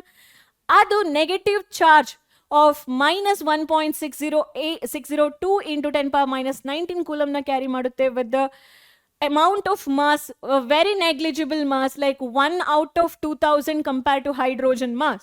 ಹೌದಾ? ಸೊ ಈ ಇಲೆಕ್ಟ್ರಾನ್ ಅನ್ನ, ಆ ವರ್ಡ್ ಎಲೆಕ್ಟ್ರಾನ್ ಅಂತ ಹೇಳಿದವರು J.J. ಸ್ಟೋನಿ. ಅದ್ರದ್ದು ಮೀನಿಂಗ್ ಬಂದು particles of electricity.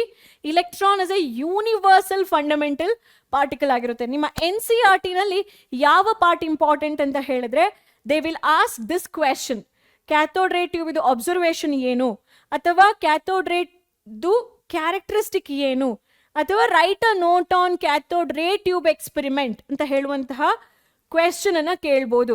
Next comes the Discovery of proton. Who discovered proton?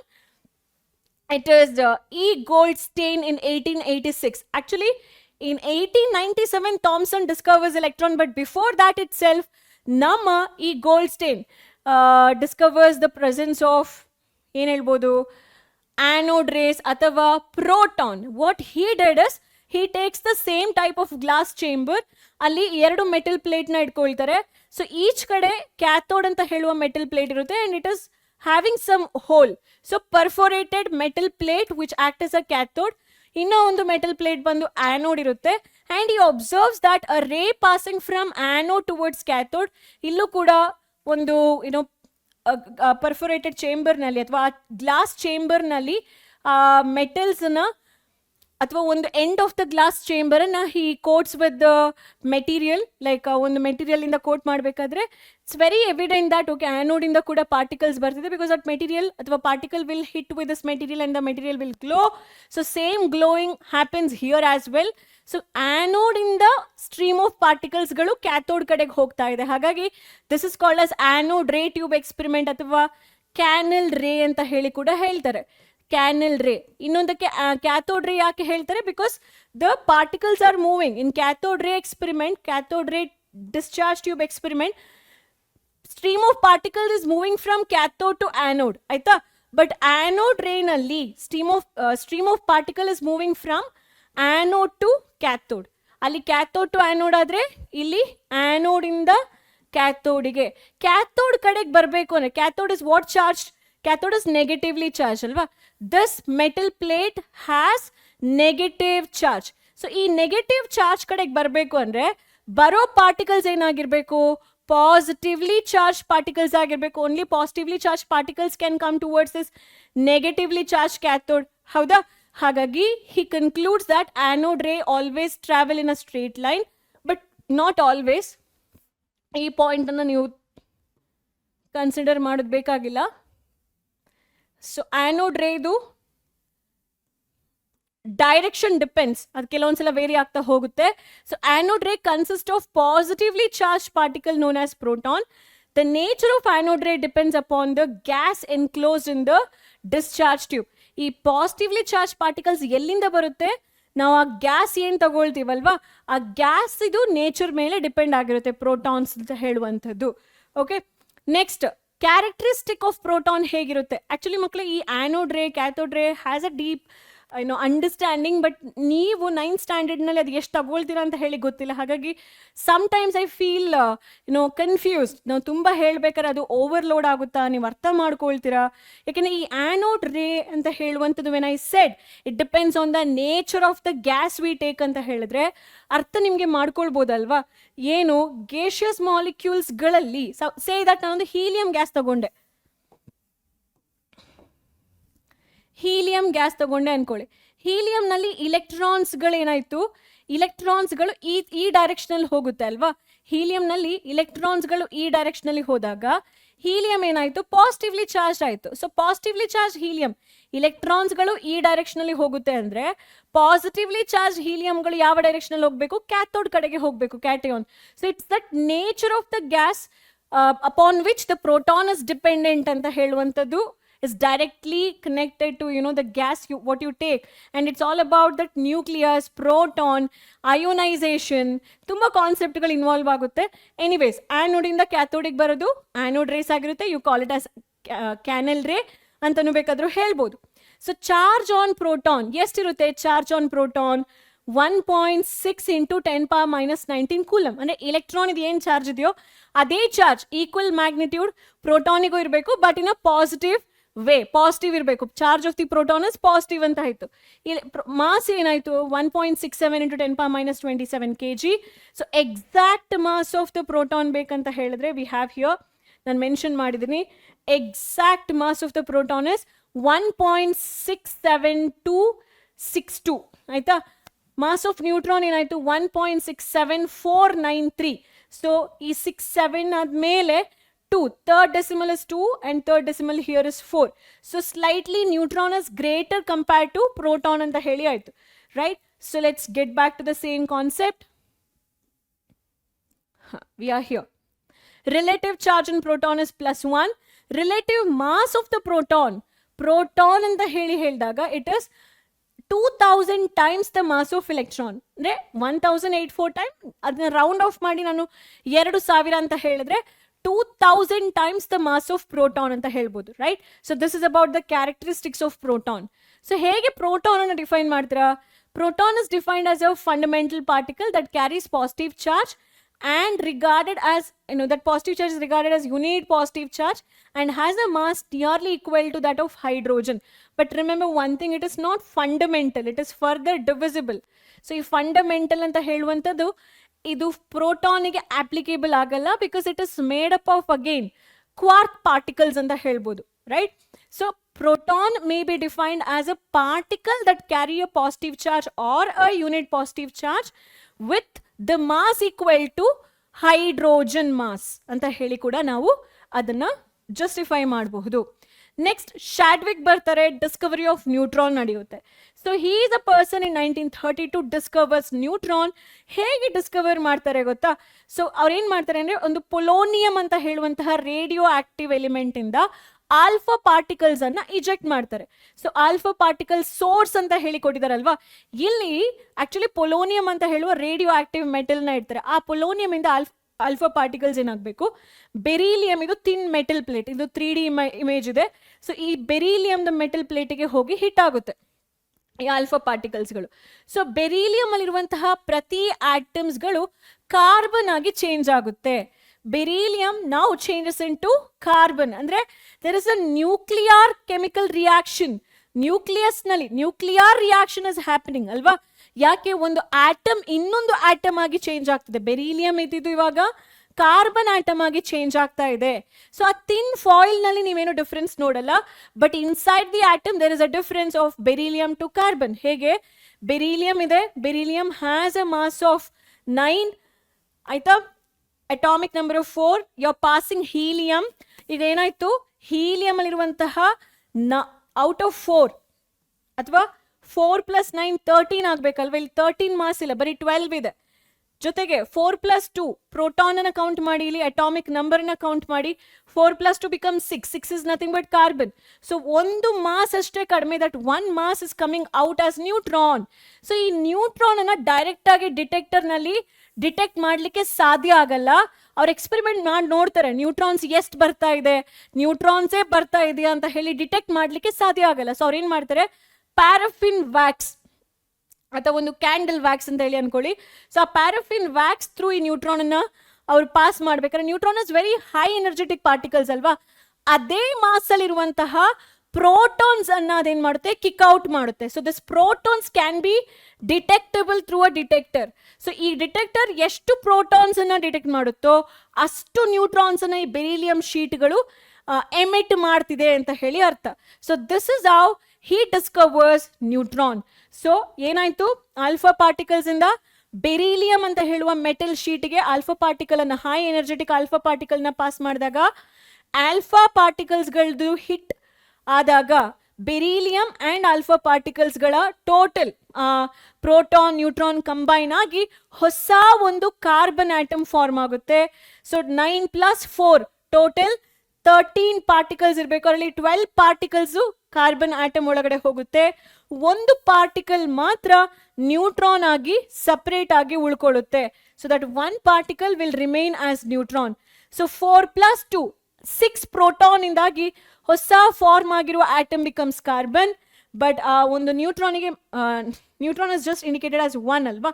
So ಆ neutron ಪಾರ್ಟಿಕಲ್ಸ್ಗಳು ಪ್ಯಾರಾಫಿನ್ ವ್ಯಾಕ್ಸ್ ಥ್ರೂ ಪಾಸ್ ಮಾಡಿದಾಗ it ejects proton, equal and same amount of atomic mass ಇರುವಂತಹ protons ಅನ್ನು eject ಮಾಡುತ್ತೆ.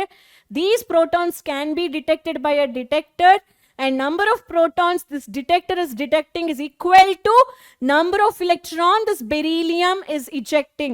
So number of neutron the beryllium is ejecting. So alli neutron ide, neutron ee tara agutte, nuclear reaction agutte anta heluvantadanna Chadwick ಏನು ಮಾಡ್ತಾರೆ, prove ಮಾಡ್ತಾರೆ. So neutron is a very neutral atom, it has no charge on it.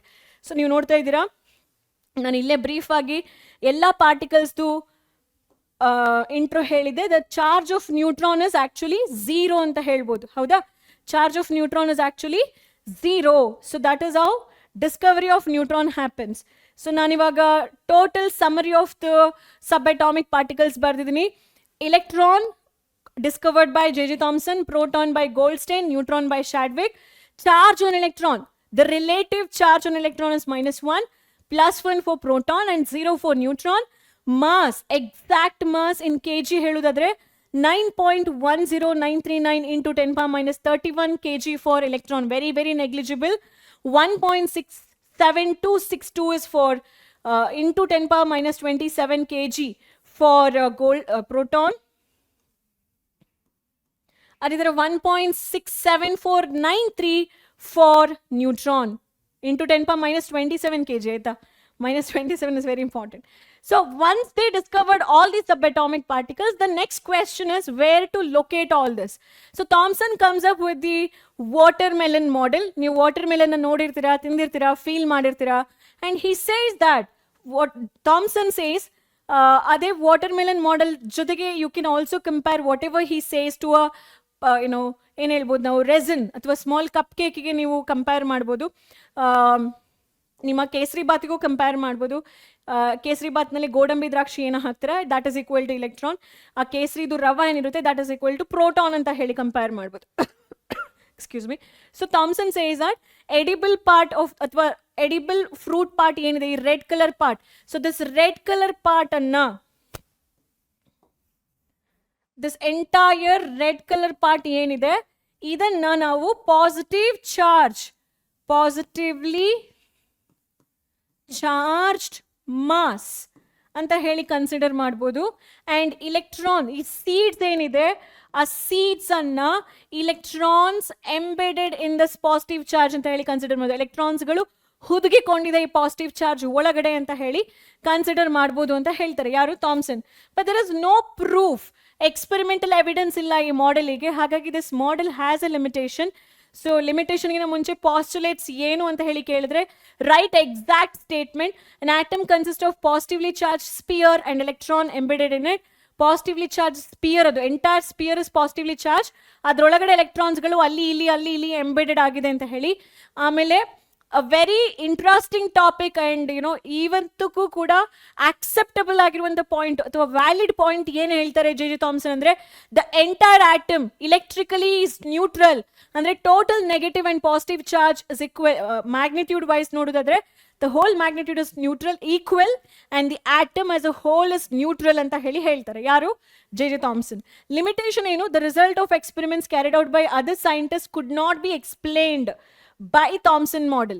So Rutherford conducts certain experiment and also Bohr conducts certain experiment, but those results cannot be tallied with or cannot actually have a tally with Thompson model. Thomson idu ee watermelon model ge tally madlikke sadhya agalla. Hagagi that becomes the limitation. Result of other scientists cannot be explained by Thompson model anta heluವಂತದ್ದು biggest limitation ಆಯ್ತು. Then comes Rutherford. So Rutherford ಇದು alpha scattering experiment ನಲ್ಲಿ he actually passes fast moving alpha particles through a thin gold foil. So ಅವ್ರು ಏನು identify ಮಾಡ್ತಾರೆ? 3 things he observes. Few ray passes straight, few ray deviates a bit. ಈ ತರ deviate ಆಗುತ್ತೆ. I'll change the coloring. Few rays are passing straight, indicating most of the space inside the atom is empty. Empty ಇಲ್ಲ ಅಂದ್ರೆ ಅದು pass ಆಗ್ತಿರ್ಲಿಲ್ಲ ಅಲ್ವಾ straight ಆಗಿ. ಕೆಲವೊಂದು ರೇಗಳು ಸಣ್ಣ ಪ್ರಮಾಣದಲ್ಲಿ ಡಿವಿಯೇಟ್ ಆಗುತ್ತೆ, ಈ ತರ ಡಿವಿಯೇಟ್ ಆಗುತ್ತೆ, ಇಂಡಿಕೇಟಿಂಗ್ ದಟ್ ಆಲ್ಫಾ ಪಾರ್ಟಿಕಲ್ ಅಂತ ಹೇಳುವಂಥದ್ದು doubly charge helium particle. Helium 2 positive with a mass of 4 and atomic number of 2. So helium ಅಥವಾ alpha particle is positively charge, nucleus is positively charge. Positive ಏನಾಗಬೇಕು? Repel ಆಗ್ಬೇಕಲ್ವಾ? ಹಾಗಾಗಿ ಅದು ಸಣ್ಣ ಪ್ರಮಾಣದಲ್ಲಿ deviate ಆಗುತ್ತೆ. But when alpha particle is directly hitting the nucleus, ಆ alpha particle is rebounding back with the same amount of energy, indicating that the mass in the centre is very heavy. So ಇದು Rutherford's ಇದು experimental proof ಆಗಿರುತ್ತೆ. So experimental setup ನೋಡ್ತಾ ಇದೀರಲ್ವಾ? This is a source of alpha particle, thin gold foil ಇರುತ್ತೆ. ಈ controls the movement of particle. ನೋಡಿ, ಕೆಲವೊಂದಷ್ಟು ಪಾರ್ಟಿಕಲ್ಸ್ಗಳು straight ಆಗಿ ಹೋಯ್ತು, ಕೆಲವೊಂದು ಡಿವಿಯೇಟ್ ಆಯಿತು, ಕೆಲವೊಂದು ಬೌನ್ಸ್ ಬ್ಯಾಕ್ ಆಗುತ್ತೆ. ಆ screen is a phosphorus material screen ಆಗಿರೋದ್ರಿಂದ ಗ್ಲೋ ಆಗುತ್ತೆ ಪಾರ್ಟಿಕಲ್ ಹಿಟ್ ಆದಾಗ. ಸೊ ಕನ್ಕ್ಲೂಷನ್ ಏನು? Most of the space inside the atom is empty. ಕೆಲವೊಂದು ಪಾರ್ಟಿಕಲ್ಸ್ ಡಿವಿಯೇಟ್ ಆಗಬೇಕಾದ್ರೆ yes, there is a mass in the center and that mass is very heavy, positively charged ಅಂತ ಹೇಳಿ Rutherford ಹೇಳ್ತಾರೆ. ಹೌದಾ? So Rutherford ಕೊನೆಗೆ nuclear model of atom ನ ತಗೊಂಡ್ ಬರ್ತಾರೆ and he says that there is a positively charged center. Positively charge centre ಇದೆ ಒಂದು ಆಟಮ್ ಒಳಗಡೆ. You can see that positively charge centre and you can actually call them as nucleus. ಇದನ್ನ ನೀವು nucleus ಅಂತ ಹೇಳಿ ಕರಿಬಹುದು. When Rutherford was actually talking about his model, remember neutron was not discovered. ಯಾಕೆಂದ್ರೆ ಇದೆಲ್ಲ ಆಗ್ತಿದ್ದು 1901 ಇಂದ 1911 ಆ ಕಾಲಘಟ್ಟದಲ್ಲಿ. Chadwick discovered neutron in 1932, almost 10 to 20 years ಆದ ಮೇಲೆ ಶಾಡ್ವಿಕ್ ಡಿಸ್ಕವರ್ ಮಾಡುವಂಥದ್ದು. ಹಾಗಾಗಿ Rutherford when he address about nucleus, then it was only about protons. Protons ಇರೋದ್ರಿಂದ ಅದನ್ನ ನ್ಯೂಕ್ಲಿಯಸ್ ಅಂತ ಹೇಳಿ ಕರೀತಾರೆ ಅಂತ ಹೇಳಿ ರುದರ್ಫೋರ್ಡ್ ಹೇಳ್ತಾರೆ. All set. The electrons revolve around the nucleus and size of the nucleus is very small compared to the overall size of the atom. Compared to the entire size of the atom, size of the nucleus ಅಂತ ಹೇಳುವಂಥದ್ದು ತುಂಬಾ ಸಣ್ಣದು ಅಂತ ಹೇಳಿ ಹೇಳ್ತಾರೆ. So that is about nuclear model of Rutherford. Drawback ಏನು? Electrons ಹೇಗೆ proper ಆಗಿ ಡಿಸ್ಟ್ರಿಬ್ಯೂಟ್ ಆಗುತ್ತೆ ಹೇಳಿಲ್ಲ. the overall stability of the atom ಬಗ್ಗೆ ಹೇಳಿಲ್ಲ. ಯಾಕೆ ಅಂದ್ರೆ ನ್ಯೂಕ್ಲಿಯಸ್ ಇಸ್ ಪಾಸಿಟಿವ್ಲಿ ಚಾರ್ಜ್ ಅಲ್ವಾ? ಇಲೆಕ್ಟ್ರಾನ್ಸ್ಗಳು ರಿವಾಲ್ವ್ ಆಗುತ್ತೆ ಅಂತ ಹೇಳುವ ಕಾನ್ಸೆಪ್ಟ್ ನಲ್ಲಿ ಒಂದು ಸಣ್ಣ ಅಭಿಪ್ರಾಯ ವ್ಯತ್ಯಾಸ ಇದೆ. ಏನದು? When electrons are revolving, it has to fight against the nuclear force of attraction. For that, electron is spending some amount of energy. It's like nucleus is pulling, electron, come ಅಂತ ಹೇಳಿರ್ತಾರೆ. Electron is like, no nucleus, I am not going to come ಅಂತ ಹೇಳಿ it has to escape that force of attraction and revolve. ಆಯ್ತಾ? So ಅದಕ್ಕೆ spend ಮಾಡಬೇಕಾಗುತ್ತೆ ಸ್ವಲ್ಪ amount of energy. Spend ಮಾಡಿ ಒಂದು ಪಾಯಿಂಟ್ ರೀಚ್ ಆಗುತ್ತೆ where electron has no more energy and it should fall into the nucleus. ಆ ಒಂದು ಕಾನ್ಸೆಪ್ಟ್ನಲ್ಲಿ ಆಟಮ್ ಬಿಕಮ್ಸ್ ಪಾಸಿಟಿವ್ಲಿ ಚಾರ್ಜ್. ನನ್ನ ಬಾಡಿಯಲ್ಲಿರುವ ಎಲ್ಲ ಆಟಮ್ ಪಾಸಿಟಿವ್ಲಿ ಚಾರ್ಜ್ ಆದರೆ how do I hold pen, how do I hold this watch, how do I stand here? ಎಲ್ಲ ಕಡೆಗೂ ನನಗೆ ಎಲೆಕ್ಟ್ರಿಕಲ್ ಶಾಕ್ ಬರಬೇಕಲ್ವಾ? I should attract to the electric field of different object. Just imagine if your body gets charged, ಏನಾಗುತ್ತೆ? ನಾವು electrical wire ಮುಟ್ಟಿದ ತಕ್ಷಣ flow of electron ನಮ್ಮ ಬಾಡಿಗೆ ಒಂದು ಫ್ರಾಕ್ಷನಲ್ಲಿ ಎಷ್ಟೋ ಲಕ್ಷಗಟ್ಟಲೆ ಬಂದಾಗಲೇ we cannot withstand that and electrocution happens. ಅಂಥ ಸಿಚುವೇಶನಲ್ಲಿ ದಿಸ್ ಕಾನ್ಸೆಪ್ಟ್ ಅಂದರೆ stability of atom in terms of electronic distribution ಅನ್ನ ರುದರ್ಫೋರ್ಡ್ ಹೇಳಲಿಲ್ಲ. ಸಿಂಪಲ್ ಆಗಿ ನಿಮ್ಮ NCERT ನಲ್ಲಿ ದೊಡ್ಡ ಪ್ಯಾರಾಗ್ರಾಫ್ನಲ್ಲಿ ಕೊಟ್ಟಿದ್ದಾರೆ. You can just make it simple.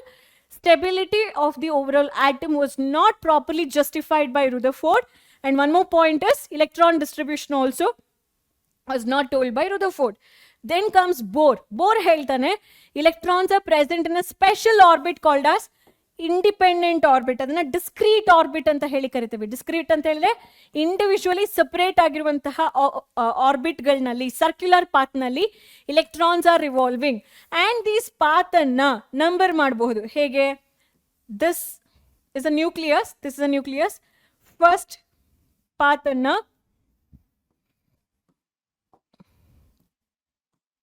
K shell ಅಂತ ಹೇಳ್ಬೋದು. ಕೆ ಶೆಲ್ಗೆ number 1 we can give. Second ಪಾತನ್ನ ಎಲ್ ಶೆಲ್ ಅಂತ ಹೇಳ್ಬೋದು and we can give value number 2, and third is M shell. Okay, K shell, L shell, M shell, and you can draw one more shell, one more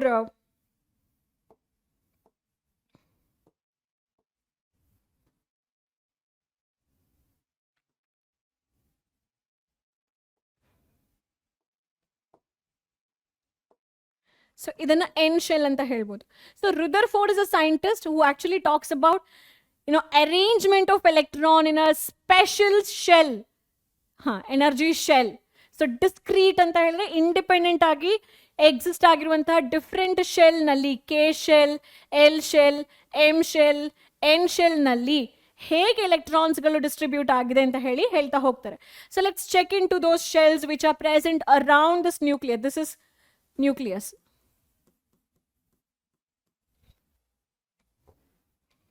ನೋಡಿ ಅವ್ರದ್ದು first postulate ಇದನ್ನ ಹೀಗೆ ಬರೀರಿ, ಕೇಳ್ತಾರೆ 100% question. It is only certain special orbit known as discrete orbit, ಅಂದ್ರೆ independent ಆರ್ಬಿಟ್ಗಳು, separate ಆಗಿರೋ ಆರ್ಬಿಟ್ಗಳು of electrons are allowed inside the atom. So ಕೆಲವೊಂದು ಸ್ಪೆಷಲ್ ಡಿಸ್ಕ್ರೀಟ್ ಇಂಡಿಪೆಂಡೆಂಟ್ ಆರ್ಬಿಟ್ಗಳನ್ನ ಅಲೌ ಮಾಡಬಹುದು ಆಟಮ್ ಒಳಗಡೆ. ಯಾವುದದು? K orbit, L orbit, M orbit and N orbit. ಅಥವಾ K energy shell, L energy shell, excuse me, M energy shell, K L M N 4. ಅಥವಾ it actually is infinite. This energy shell values ಅಂತ ಹೇಳುವಂಥದ್ದು is infinite, but ಅದು experimentally proven ಅಲ್ಲ. Next ಹೇಳ್ತಾರೆ while revolving in discrete orbit. ಈಗ ಇಲೆಕ್ಟ್ರಾನ್ಗಳು K ಶೆಲ್ನಲ್ಲಿ ಈ ಥರ ತಿರುಗ್ತಾ ಇದೆ ಅನ್ಕೊಳ್ಳಿ. So while revolving in this discrete orbit, electron will not radiate energy. Electron ತನ್ನ ಎನರ್ಜಿಯನ್ನ ಕಳ್ಕೊಳ್ಳಲ್ಲ. ಯಾವಾಗ ಅದು ಕೆ ಇಂದ ಎಲ್ ಶೆಲ್ಗೆ ಹೋಗುತ್ತೋ, ಎಲ್ಲಿಂದ ಕೆ ಶೆಲ್ಗೆ ವಾಪಸ್ ಬರುತ್ತೋ, when it is shifting its discrete orbit, only then energy involvement happens. ಅದು ಹೋಗಬೇಕು ಅಂದ್ರೆ it requires extra energy. It will absorb from light, visible light ಇಂದ ಎಲೆಕ್ಟ್ರಾನ್ಸ್ಗಳು ಎನರ್ಜಿನ ಅಬ್ಸಾರ್ಬ್ ಮಾಡಿಕೊಂಡು ಹೈಯರ್ ಶೆಲ್ಗೆ ಹೋಗುತ್ತೆ. ಅದೇ ಹೈಯರ್ ಶೆಲ್ ಇಂದ ಎಲ್ಲಿಂದ ಕೆ ಶೆಲ್ಗೆ ಬರಬೇಕಾದ್ರೆ ಅದಕ್ಕೆ ಎಕ್ಸಸ್ ಆಗಿರುವ ಎನರ್ಜಿ ಬೇಕಾಗಿರಲ್ಲ. ಅದು ಏನು ಅಬ್ಸಾರ್ಬ್ ಮಾಡ್ಕೊಂಡಿರುತ್ತೆ ಎನರ್ಜಿ, ಅದನ್ನ ಎಮಿಟ್ ಆಚೆ ಹಾಕಿ ವಾಪಸ್ ಬರುತ್ತೆ. So it's always about it is excited state. ಅದನ್ನ ನಾವು ಎಕ್ಸೈಟೆಡ್, ಎಲೆಕ್ಟ್ರಾನ್ಸ್ ಆರ್ ಎಕ್ಸೈಟೆಡ್ ಅಂತ ಹೇಳಿ ಕರಿತೀವಿ.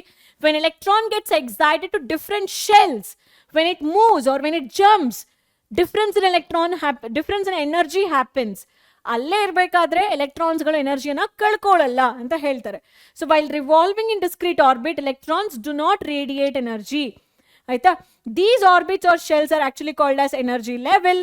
They can be indicated by KLMN are the numbers 1 2 3 4.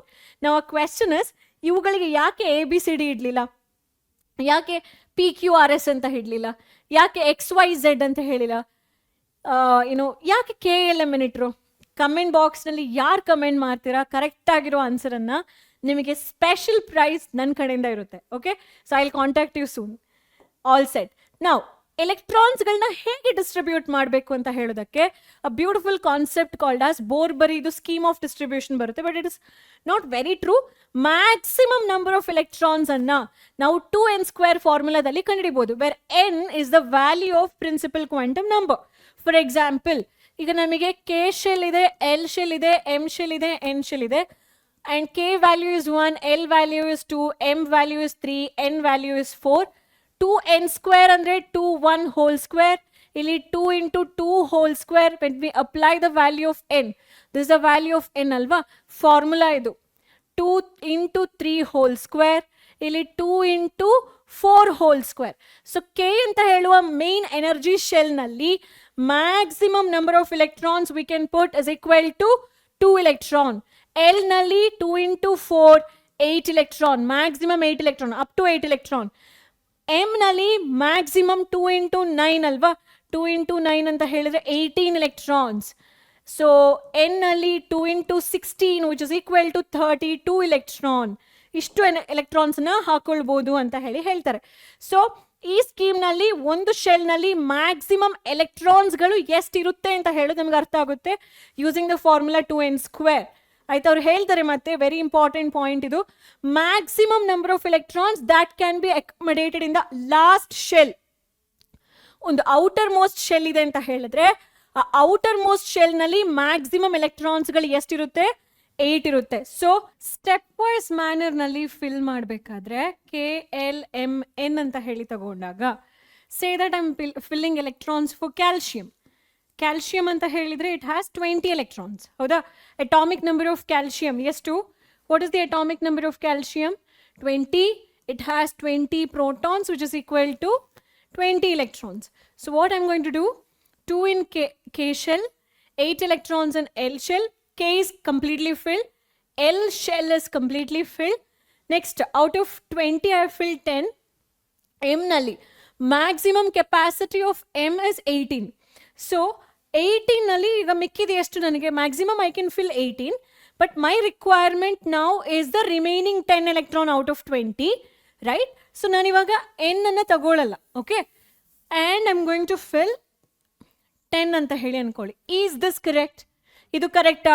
No, because any shell if it is the outermost can be L or M or N.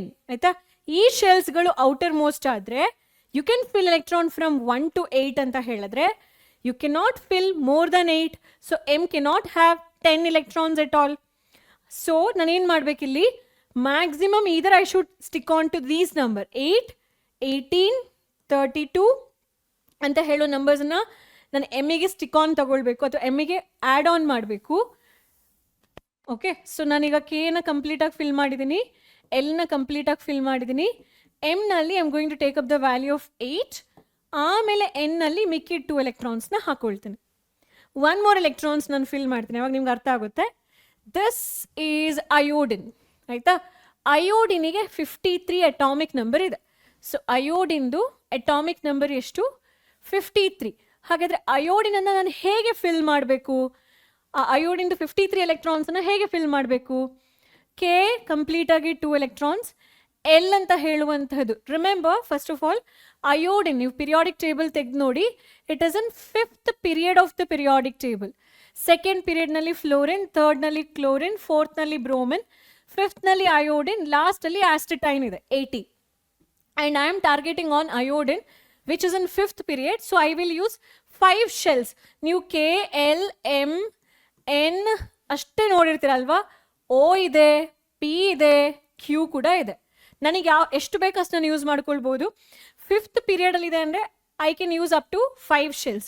1, 2, 3, 4, 5. So I can go up to shell number O. ನಮಗೆ ಗೊತ್ತಿಲ್ಲ, as if like ನಿಮಗೆ ಗೊತ್ತಿಲ್ಲ that iodine is in 5th period ಅಂತ ಹೇಳಿ. ಹಾಗಿದ್ರೆ ಏನು ಮಾಡಬೇಕು? Let's figure out. K ನಲ್ಲಿ ಕಂಪ್ಲೀಟ್ ಆಗಿ ಫಿಲ್ ಮಾಡಿದಿರಾ, ಎಲ್ ನಲ್ಲಿ ಕಂಪ್ಲೀಟ್ ಆಗಿ ಫಿಲ್ ಮಾಡಿದಿರಾ. ಎಮ್ ಇದು ಮ್ಯಾಕ್ಸಿಮಮ್ ಕೆಪಾಸಿಟಿ 18 ಕಂಪ್ಲೀಟ್ ಆಗಿ ಫಿಲ್ ಮಾಡ್ತೀರಾ. ಸೊ 18 + 2 20, 20 + 8 28 ಆಯಿತು. 28 + 18 ಎಷ್ಟು ನೋಡೋಣ? 28 + 18 8 8 16 ಆಯಿತು, 46 ಆಯಿತು. ಹೌದಾ? ಈಗ ನಾನೇನು ಮಾಡ್ತೀನಿ, ಈ ಎನ್ ನಲ್ಲಿ ದೋ ಮ್ಯಾಕ್ಸಿಮಮ್ ಎನ್ ಅಂತ ಹೇಳುವ ಸಬ್ಶೆಲ್ನಲ್ಲಿ 32 ಎಲೆಕ್ಟ್ರಾನ್ಸ್ ಹಾಕೊಳ್ಬೋದಿತ್ತು. ಅಪ್ ಟು 32 ಎಲೆಕ್ಟ್ರಾನ್ಸ್ ನಾನು ಫಿಲ್ ಮಾಡ್ಬೋದು. But I am choosing to fill up to 18, 32 ಅಲ್ಲ 18 ಅಷ್ಟೇ. ಮಿಕ್ಕಿದ್ದು 46 ಇಂದ ನನಗೆ 53 ಬರಬೇಕಂತ ಹೇಳಿದ್ರೆ ನಾನು ಎಷ್ಟು ಎಲೆಕ್ಟ್ರಾನ್ಸ್ನ ಫಿಲ್ ಮಾಡಬೇಕು? ಆಲ್ಮೋಸ್ಟ್ 8 ಎಲೆಕ್ಟ್ರಾನ್ಸ್ನ ಫಿಲ್ ಮಾಡಬೇಕಾ, ಅಲ್ಲ 7 ಎಲೆಕ್ಟ್ರಾನ್ಸ್ನ ಫಿಲ್ ಮಾಡಬೇಕಾ? ಸೊ 6 + 7 13 ಅಲ್ವಾ? I guess I should fill 7 more electrons. ನೋಡಿ, ಈ ಕಾನ್ಫಿಗರೇಷನ್ ಒಂದ್ಸಲ ನೀವು ಥಿಂಕ್ ಮಾಡಿ ನೋಡಿ.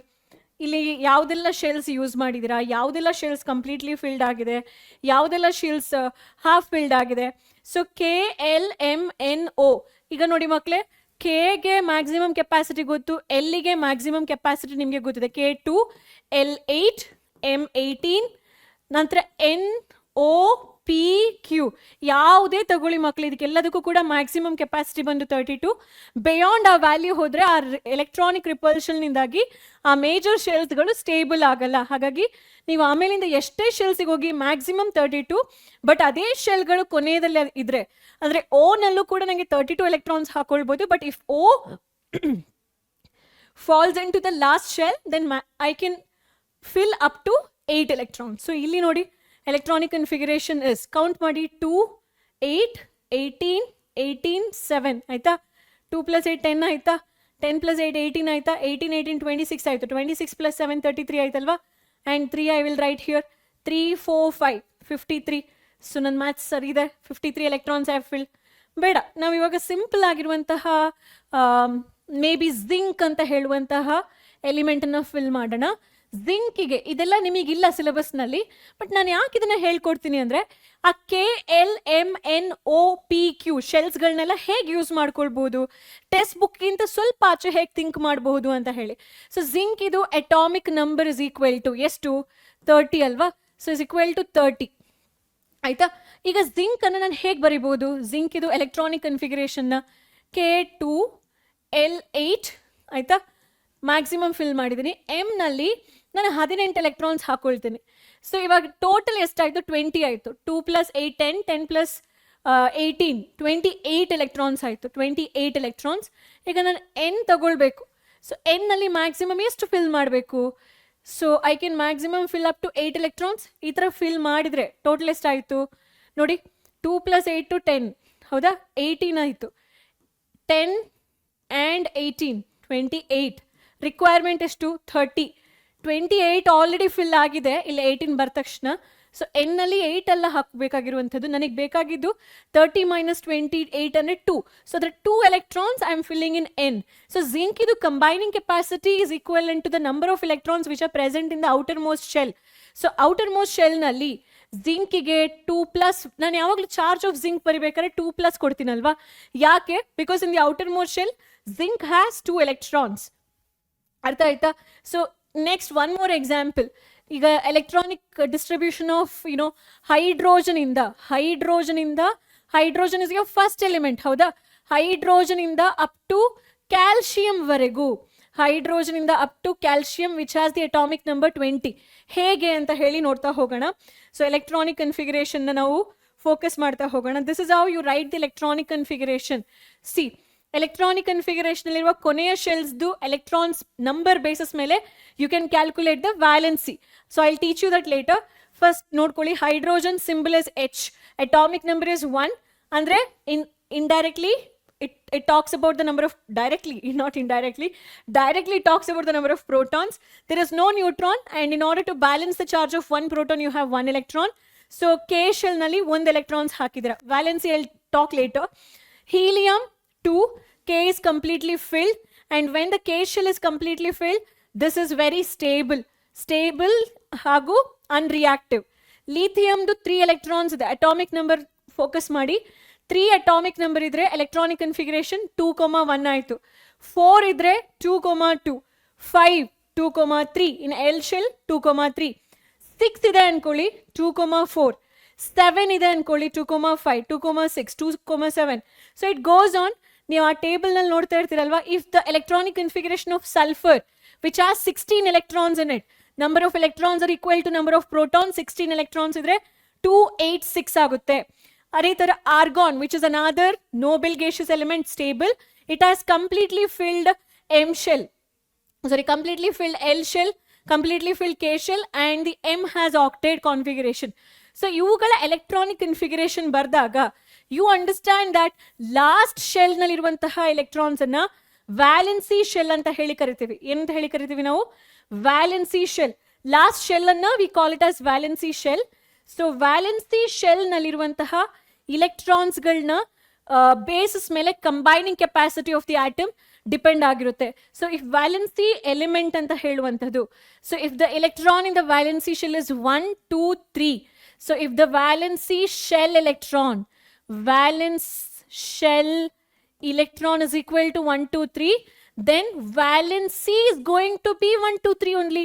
Valency is not changing, 1, 2, 3 ne agirutte. But if the valency shell electron, valence shell electron is beyond andre 4 ittu ankoli, 4, 5, 6, 7, 8.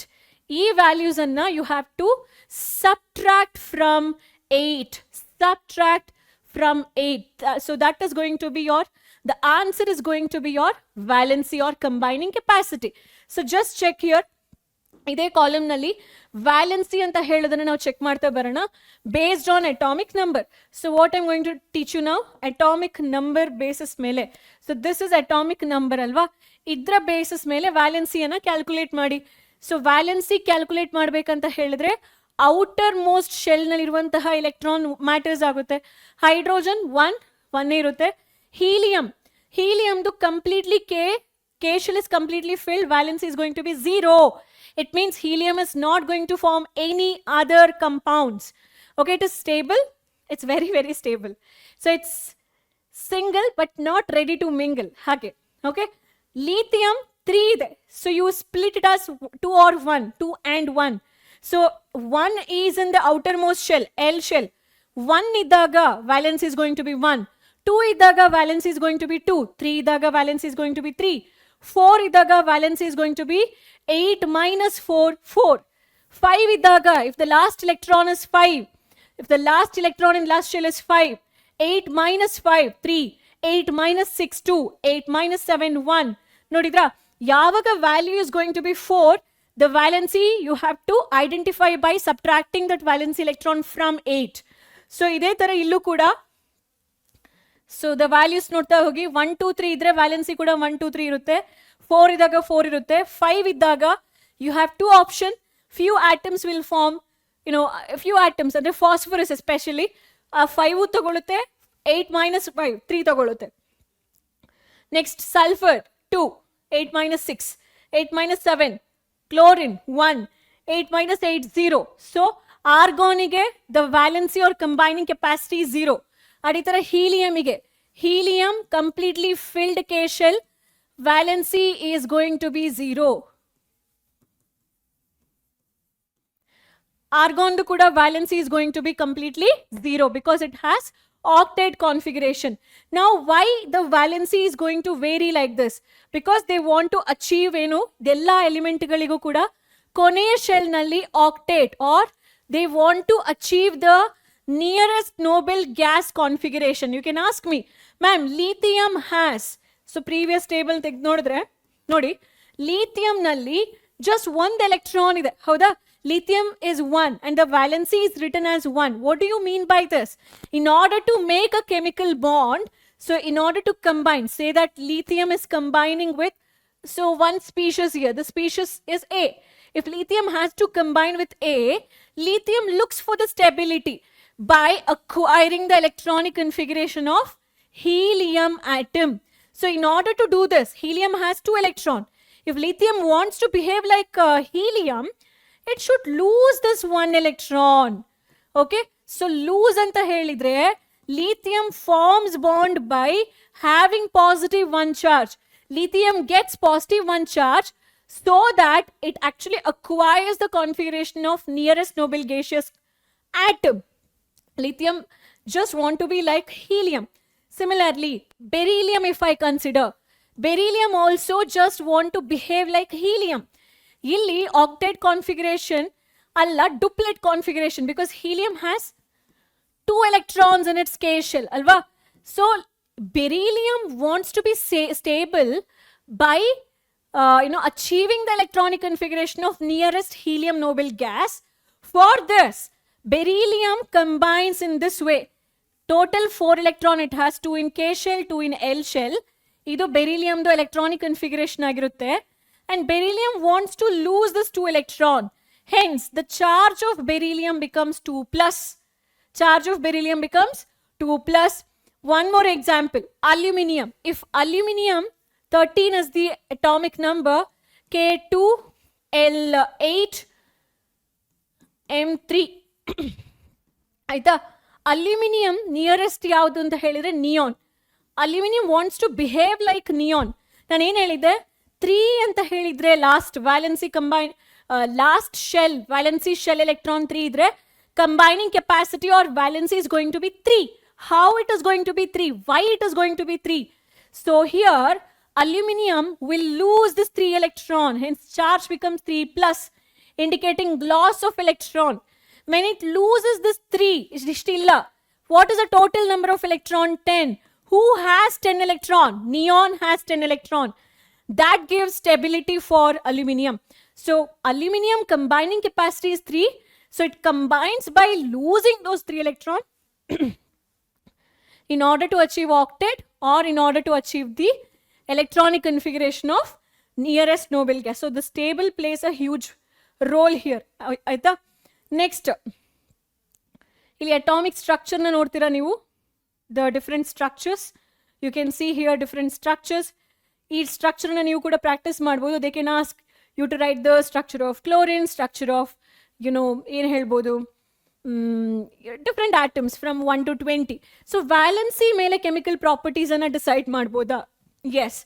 If valence is equal to 1, 2, 3, they are going to be metals, and they react in chemical reactions by losing electron. By losing electron. Losing electron is the characteristic of a metal. Howda? If the valency is 4, 5, 6, 7, valency shell electron. Valency shell electron, ಅಥವಾ sometimes valency also, if it is 4, 5, 6, 7, then they are going to be non-metals. Non-metal. So they accept electron. Accept electron. ನೀವು ಎರಡು cases ಮೇಲೆ judge ಮಾಡ್ಬೋದು. Ma'am, is this valency or valency shell? See, based on valency shell electron, you decide valency, alva? So valency shell electrons ಗಳು metal non metal ಅಂತ ಹೇಳೋ ಐಡಿಯಾವನ್ನ ಕೊಡ್ತಾ ಹೋಗುತ್ತೆ. ಅರ್ಥ ಆಯ್ತಾ? ಏನಾದರೂ ಕ್ಲಾರಿಟಿ ಇದೆಯಾ? ಸೊ ಬಿಕಾಸ್ ನಾನೀಗ ಈಗ 2 ವ್ಯಾಲೆನ್ಸಿ ಇದ್ಕೊಂಡು ಮೆಟಲ್ ಅಂತ ಹೇಳ್ತೀನಿ ಅನ್ಕೊಳ್ಳಿ. ಆಕ್ಸಿಜನಿಗೆ ವ್ಯಾಲೆನ್ಸಿ ಬಂದು -2 ಇರುತ್ತೆ. So it's not a metal. So basically valency shell ಇಲೆಕ್ಟ್ರಾನ್ಗಳು 1, 2, 3 ಇದೆಯಾ, ಅವುಗಳು ಮೆಟಲ್. ವ್ಯಾಲೆನ್ಸಿ ಶೆಲ್ ಇಲೆಕ್ಟ್ರಾನ್ಗಳು 4, 5, 6, 7, 8 ಇದೆಯಾ, ಅವುಗಳು non metals. So non metals ಅಂತ ಹೇಳಿದ್ರೆ they react by accepting electron. Metals ಅಂತ ಹೇಳಿದ್ರೆ they react by gaining electrons. Clear? So atomic number ಅಂತ ಹೇಳಿದ್ರೆ number of protons. Mass number ಅಂತ ಹೇಳಿದ್ರೆ mass number is actually the sum of number of protons and neutrons present in nucleus. Isotopes will have same element atom. Isotopes anta helidre atoms of same element having same atomic number but different mass number. So hydrogen, hydrogen, hydrogen. Hydrogen has same atomic number everywhere. Mass is 1, mass is 2, and mass is 3. Okay, so this is one part, second part, and third part. Illi mass vary ಆಗ್ತಿದೆ. 1, 2, 3 ಅಂತ ಹೇಳಿ mass ಏನಾಗ್ತಿದೆ, ಬೇರೆ ಬೇರೆ mass value ಸಿಗ್ತಾ ಇದೆ. but atomic number is going to be constant, 1 ಇದೆ. But you call all these atoms as hydrogen atom only. Specific ಆಗಿ ನಾವನ್ನ ಡ್ಯೂಟೀರಿಯಂ ಅಂಡ್ ಟ್ರೀಶಿಯಂ ಅಂತ ಹೇಳಿ ಬೇಕಾದ್ರೆ ಕ್ಯಾಟಗರೈಸ್ ಮಾಡಬಹುದು, ಡ್ಯೂಟೀರಿಯಂ ಅಂಡ್ ಟ್ರೀಶಿಯಂ ಅಂತ ಹೇಳಿ. ಕಾರ್ಬನ್ 12, ಕಾರ್ಬನ್ 13, ಇಲ್ಲಿ mass values are different. Carbon 14, all these three are isotopes. They have same atomic number but different mass number. So lot of examples are there. Any two examples you can remember for isotope. Similarly, average ಈಗ isotopes ಅಂತ ಹೇಳಿದಾಗ ನಿಮಗೆ ಗೊತ್ತಾಯ್ತು ಬೇರೆ ಬೇರೆ mass ಇರುತ್ತೆ, same atomic number ಇರುತ್ತೆ. ಹಾಗಾದ್ರೆ ಕಾರ್ಬನ್ ಅಂತ ಹೇಳಿದಾಗ say that ಈ ಎಕ್ಸಾಂಪಲ್ ನಲ್ಲಿ carbon mass should I take 12, should I take 13, should I take 14, ಈ ಕನ್ಫ್ಯೂಷನ್ ನ ಅವಾಯ್ಡ್ ಮಾಡಲಿಕ್ಕೆ we go with the concept called as average atomic mass. So average atomic mass ಅಂತ ಹೇಳುವಂಥದ್ದು is nothing but ಇಲ್ಲಿ ನೋಡಿ mass of isotope 1 multiplied by ಅದಕ್ಕೆ ಎಷ್ಟು amount ಇದೆ, 100 ಗ್ರಾಮ್ ಸ್ಯಾಂಪಲ್ ತಗೊಂಡ್ರೆ ಆ 100 ಗ್ರಾಮ್ ಸ್ಯಾಂಪಲ್ ನಲ್ಲಿ ಅದು ಎಷ್ಟಿದೆ. ಯಾಕೆಂದ್ರೆ ನಮಗೆ ಭೂಮಿ ಮೇಲೆ ಒಟ್ಟು ಎಷ್ಟಿದೆ ಅಂತ ಹೇಳಿ ತಗೊಳಕ್ಕಾಗಲ್ಲ, ಆವ್ರೇಜ್ ಪರ್ಸೆಂಟೇಜ್ ವೈಸ್ ಕ್ಯಾಲ್ಕುಲೇಟ್ ಮಾಡ್ತೀವಿ. 100 ಗ್ರಾಮ್ ಸ್ಯಾಂಪಲ್ ನಲ್ಲಿ ಎಷ್ಟಿದೆ ಮಲ್ಟಿಪ್ಲೈ ಮಾಡೋದು, ಮತ್ತೆ ಆಡ್ ಮಾಡಿ for the second sum of isotope of mass of isotope ಬಿಗೆ ಪರ್ಸೆಂಟೇಜ್ ಅಬಂಡೆನ್ಸಿ ಅಥವಾ ನ್ಯಾಚುರಲ್ ಅಬಂಡೆನ್ಸಿ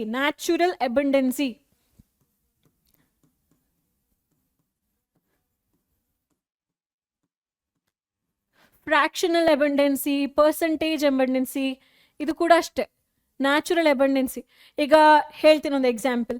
ಕ್ಲೋರಿನ್ 35 ಇದೆ ಆಯ್ತಾ, ಕ್ಲೋರಿನ್ 37 ಇದೆ. ಎರಡು ಕೂಡ isotope because they have 17 as the mass atomic number. Atomic number ಇಲ್ಲಿ 17 ಇರುತ್ತೆ, ಮಾಸ್ ನಂಬರ್ ಒಂದರಲ್ಲಿ 35 ಇರುತ್ತೆ, ಇನ್ನೊಂದರಲ್ಲಿ 37 ಇರುತ್ತೆ. ಈಗ ನಾನು ಕ್ಲೋರಿನ್ ಅಂತ ಹೇಳಿ ಯಾವುದಾದ್ರೂ ಕ್ಯಾಲ್ಕುಲೇಷನ್ ಅಲ್ಲಿ ತಗೊಳ್ಬೇಕಾರೆ 35 ತಗೋಬೇಕಾ 37 ತಗೊಳ್ಬೇಕಾ ಅನ್ನೋ ಕನ್ಫ್ಯೂಷನ್ ಅವಾಯ್ಡ್ ಮಾಡೋಕ್ಕೋಸ್ಕರ ಆವ್ರೇಜ್ ತೆಗಿತೀನಿ. ಹೇಗೆ ಆವ್ರೇಜ್ ತೆಗಿತೀನಿ ಅಂತ ಹೇಳಿದ್ರೆ, ನಮ್ಗೀಗ ಸ್ಯಾಂಪಲ್ ನಲ್ಲಿ ಸೇ ದಟ್ ಕ್ಲೋರಿನ್ದು ಆವ್ರೇಜ್ ಅಟಾಮಿಕ್ ಮಾಸ್ ಕಂಡುಹಿಡಿಬೇಕು ಅಂದ್ರೆ ನನಗೆ ಗೊತ್ತಿದೆ ಒಂದು ಕ್ಲೋರಿನ್ 35 ಅಂತ ಹೇಳುವಂಥದ್ದು 100 ಗ್ರಾಮ್ನಲ್ಲಿ 75.77%, 77 ಗ್ರಾಮ್ ಅಷ್ಟು ಇರುತ್ತೆ. ನಾನೇನ್ ಮಾಡ್ತೀನಿ, ಈ 35 ಅಂದ್ರೆ ಮಾಸ್ ನಂಬರ್ ಅನ್ನ ಅದರ ಪರ್ಸೆಂಟೇಜ್ ಅಬಂಡೆನ್ಸಿ, ಅದು ಭೂಪದರದಲ್ಲಿ 100 ಗ್ರಾಮ್ ಸ್ಯಾಂಪಲ್ ನಲ್ಲಿ ಎಷ್ಟು ಅಮೌಂಟ್ ನಲ್ಲಿದೆ ಆ ವ್ಯಾಲ್ಯೂಗೆ ಆ ಕ್ಲೋರಿನ್ ಇದು 35 ಅಂತ ಹೇಳುವ ಅಟಾಮಿಕ್ ಮಾಸ್ ಅನ್ನ ಮಲ್ಟಿಪ್ಲೈ ಮಾಡ್ತೀನಿ. ಸಿಮಿಲರ್ಲಿ ಸೆಕೆಂಡ್ ಐಸೋಟೋಪ್ ಇರುತ್ತಲ್ಲ, ಅದಕ್ಕೆ ಈ ವ್ಯಾಲ್ಯೂನ ಆಡ್ ಮಾಡಬೇಕು.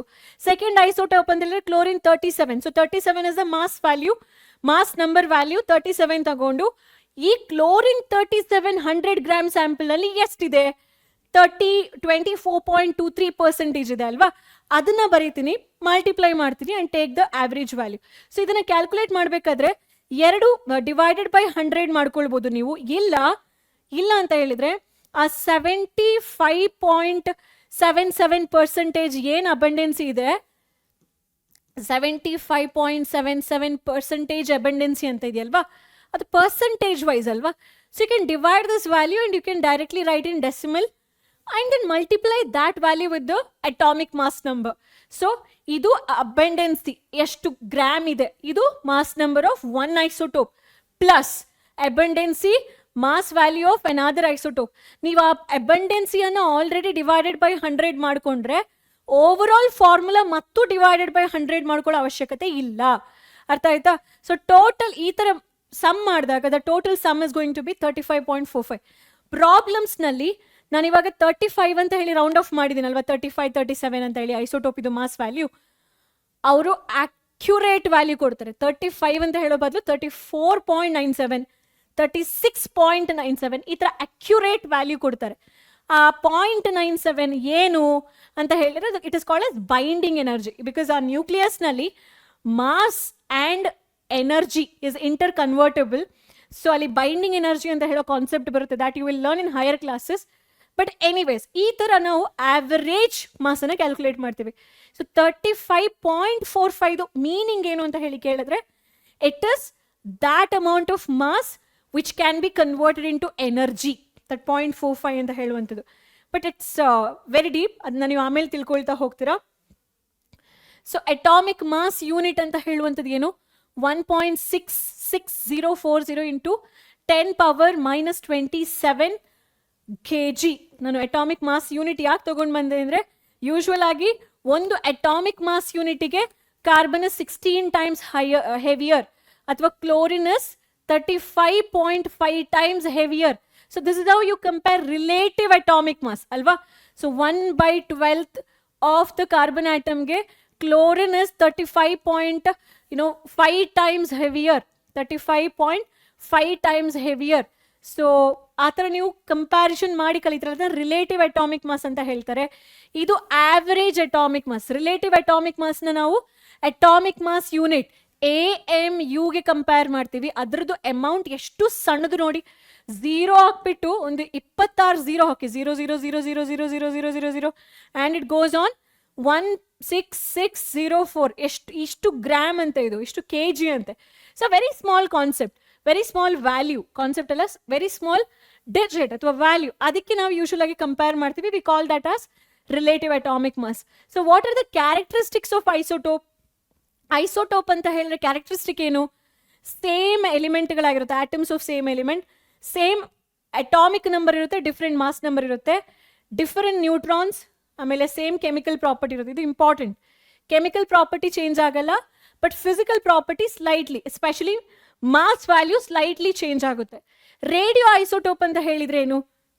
ಯಾವ isotope radiation such as alpha beta gamma emit ಮಾಡ್ತದೆ, ಅದು ರೇಡಿಯೋ ಐಸೋಟೋಪ್. ಅಪ್ಲಿಕೇಶನ್ ಏನು ರೇಡಿಯೋ ಐಸೋಟೋಪ್? ಇದು ಡಿಫ್ರೆಂಟ್ ಎಕ್ಸಾಂಪಲ್ಸ್ನ ಕೊಟ್ಟಿದ್ದೀನಿ. ಅಯೋಡಿನನ್ನು ಗಾಯ್ಟರ್ ಟ್ರೀಟ್ಮೆಂಟಿಗೆ, ಥೈರಾಯ್ಡ್ಗೆ ಟ್ರೀಟ್ ಮಾಡ್ತಾರೆ. ಫಾಸ್ಫರಸನ್ನು ಅಗ್ರಿಕಲ್ಚರ್ ಫೀಲ್ಡ್ನಲ್ಲಿ ಯೂಸ್ ಮಾಡ್ತಾರೆ. Uranium 235 fuel in nuclear reaction ಆಗಿ ಯೂಸ್ ಮಾಡ್ತಾರೆ. Carbon 14 so old age specimens, ಇದು ಏಜ್ ಅಥವಾ ಟೈಮ್ ಡ್ಯೂರೇಷನನ್ನು ಮೆಷರ್ ಮಾಡಲಿಕ್ಕೆ ಕಾರ್ಬನ್ ಡೇಟಿಂಗ್ ಅಂತ ಹೇಳಿ ಕರಿತೀವಿ. ಸೊ ಅದನ್ನು ಅರ್ಥ ಮಾಡ್ಕೊಳ್ಳಿಕ್ಕೆ ನಾವು ಯೂಸ್ ಮಾಡ್ತೀವಿ, ಕಾರ್ಬನ್ ಡೇಟಿಂಗ್ ಅಂತ ಹೇಳಿ. Radio it's a very again a huge concept. ಅದು ಹ್ಯೂಜ್ ಅಂತ ಹೇಳಿದ್ರೆ it's a deep concept. Carbon dating ಅಂತ ಹೇಳಿದ್ರೆ ಏನು ಅಂತ ಹೇಳಿ ಸಾಧ್ಯ ಆದರೆ ನಾನು ಶಾರ್ಟ್ಸ್ ವಿಡಿಯೋದಲ್ಲಿ ವಾಟ್ ಈಸ್ ಕಾರ್ಬನ್ ಡೇಟಿಂಗ್ ಅಂತ ಹೇಳೋದನ್ನು ನಾನು ನಿಮಗೆ ಇನ್ಫಾರ್ಮೇಷನ್ ಪಾಸ್ ಮಾಡ್ತೀನಿ. You can see our short sector of our channel, ಆಯಿತಾ. Next, radio isotope sodium 24 examining the circulation of blood in the ಬಾಡಿಗೆ ಯೂಸ್ ಮಾಡ್ತೀವಿ. ಕೊಬಾಲ್ಟನ್ನು cancer treatment, releases gamma radiation, ಹಾಗೆ ಕ್ಯಾನ್ಸರ್ ಟ್ರೀಟ್ಮೆಂಟಿಗೆ ಯೂಸ್ ಮಾಡ್ತಾ ಹೋಗ್ತೇವೆ. ಆಮೇಲೆ ಐಸೋಬಾರ್ ಅಂತ ಹೇಳಿದ್ರೆ ಏನು? I take 2 elements, calcium and argon. Both are different element but has same mass number, different atomic number. So atoms of different element having same mass number but different atomic number are called as isobar. Characteristic ಏನು isobar? ಇದು different elements ಆಗಿರುತ್ತೆ, same mass number, different atomic number ಆಗಿರುತ್ತೆ. ಇವುಗಳದ್ದು physical chemical property ಎರಡೂ ಕೂಡ differ ಆಗಿರುತ್ತೆ. So that's all from this chapter. ನೀವು ಏನು ಯಾವ ಏರಿಯಾಗೆ ಫೋಕಸ್ ಜಾಸ್ತಿ ಮಾಡಬೇಕು ಅಂದರೆ, 3 ಅಟಾಮಿಕ್ ಥಿಯರೀಸ್ ಇದೆಯಲ್ವಾ. ಥಾಮ್ಸನ್ ಮಾಡೆಲ್ ಪಾಸ್ಟುಲೇಟ್ ಏನು, ಬೋಸ್ ಮಾಡೆಲ್ ಪಾಸ್ಟುಲೇಟ್ ಏನು, ರುದರ್ಫೋರ್ಡಿಗೆ ಬಂದಾಗ ಆಲ್ಫಾ ಸ್ಕ್ಯಾಟರಿಂಗ್ ಎಕ್ಸ್ಪೆರಿಮೆಂಟನ್ನು ಎಕ್ಸ್ಪ್ಲೇನ್ ಮಾಡಿ, ಆಬ್ಸರ್ವೇಷನ್ ಕನ್ಕ್ಲೂಷನ್ ಎಕ್ಸ್ಪ್ಲೇನ್ ಮಾಡಿ, ಅದು ಸಪ್ರೇಟ್ ಕ್ವೆಶನ್. ನ್ಯೂಕ್ಲಿಯರ್ ಮಾಡೆಲ್ದು ಪಾಸ್ಟುಲೇಟನ್ನು ಬರೀರಿ ಅಂತ ಹೇಳಿ ಕೂಡ ಕೇಳ್ತಾರೆ. ಅಥವಾ ಲಿಮಿಟೇಷನ್ಸ್ ಆಫ್ ರುದರ್ಫೋರ್ಡ್ಸ್ದು ಮಾಡೆಲ್ ಬರೀರಿ, write any two limitations of Rutherford's nuclear model of an atom, ಹಾಗೆ ಕೇಳ್ತಾರೆ. ವ್ಯಾಲೆನ್ಸಿಯನ್ನು ಐಡೆಂಟಿಫೈ ಮಾಡಿ, ವ್ಯಾಲೆನ್ಸಿ ಕ್ಯಾಲ್ಕುಲೇಟ್ ಮಾಡೋದು ಹೇಗೆ ಕೇಳ್ಬೋದು ನಿಮಗೆ. ವ್ಯಾಲೆನ್ಸಿಯನ್ನು ಹೇಗೆ ಕ್ಯಾಲ್ಕುಲೇಟ್ ಮಾಡುವಂಥದ್ದು, ಮೀನಿಂಗ್ ಏನು ವ್ಯಾಲೆನ್ಸಿ ಅಂತ ಹೇಳಿದ್ರೆ. ಐಸೋಟೋಪ್ ಐಸೋಬಾರ್ದು characteristics and example and definitions ಕೇಳ್ತಾರೆ. Average atomic mass of chlorine ಹೇಗೆ ಕಂಡಿಡಿದ್ವಲ್ಲ, they can ask the same question as well. So I hope this entire notes or chapter is going to be easy and useful for you. Might have given one ಒಂದು ಚೆನ್ನಾಗಿರೋ ಒಂದು perspective about the lessons ನಿಮಗೆ ಸಿಕ್ಕಿರುತ್ತೆ ಅಂದ್ಕೊಳ್ತೀನಿ. ನಿಮ್ಮ ಅಭಿಪ್ರಾಯವನ್ನು comment ಸೆಕ್ಷನಲ್ಲಿ ನನಗೆ ತಿಳಿಸಿ.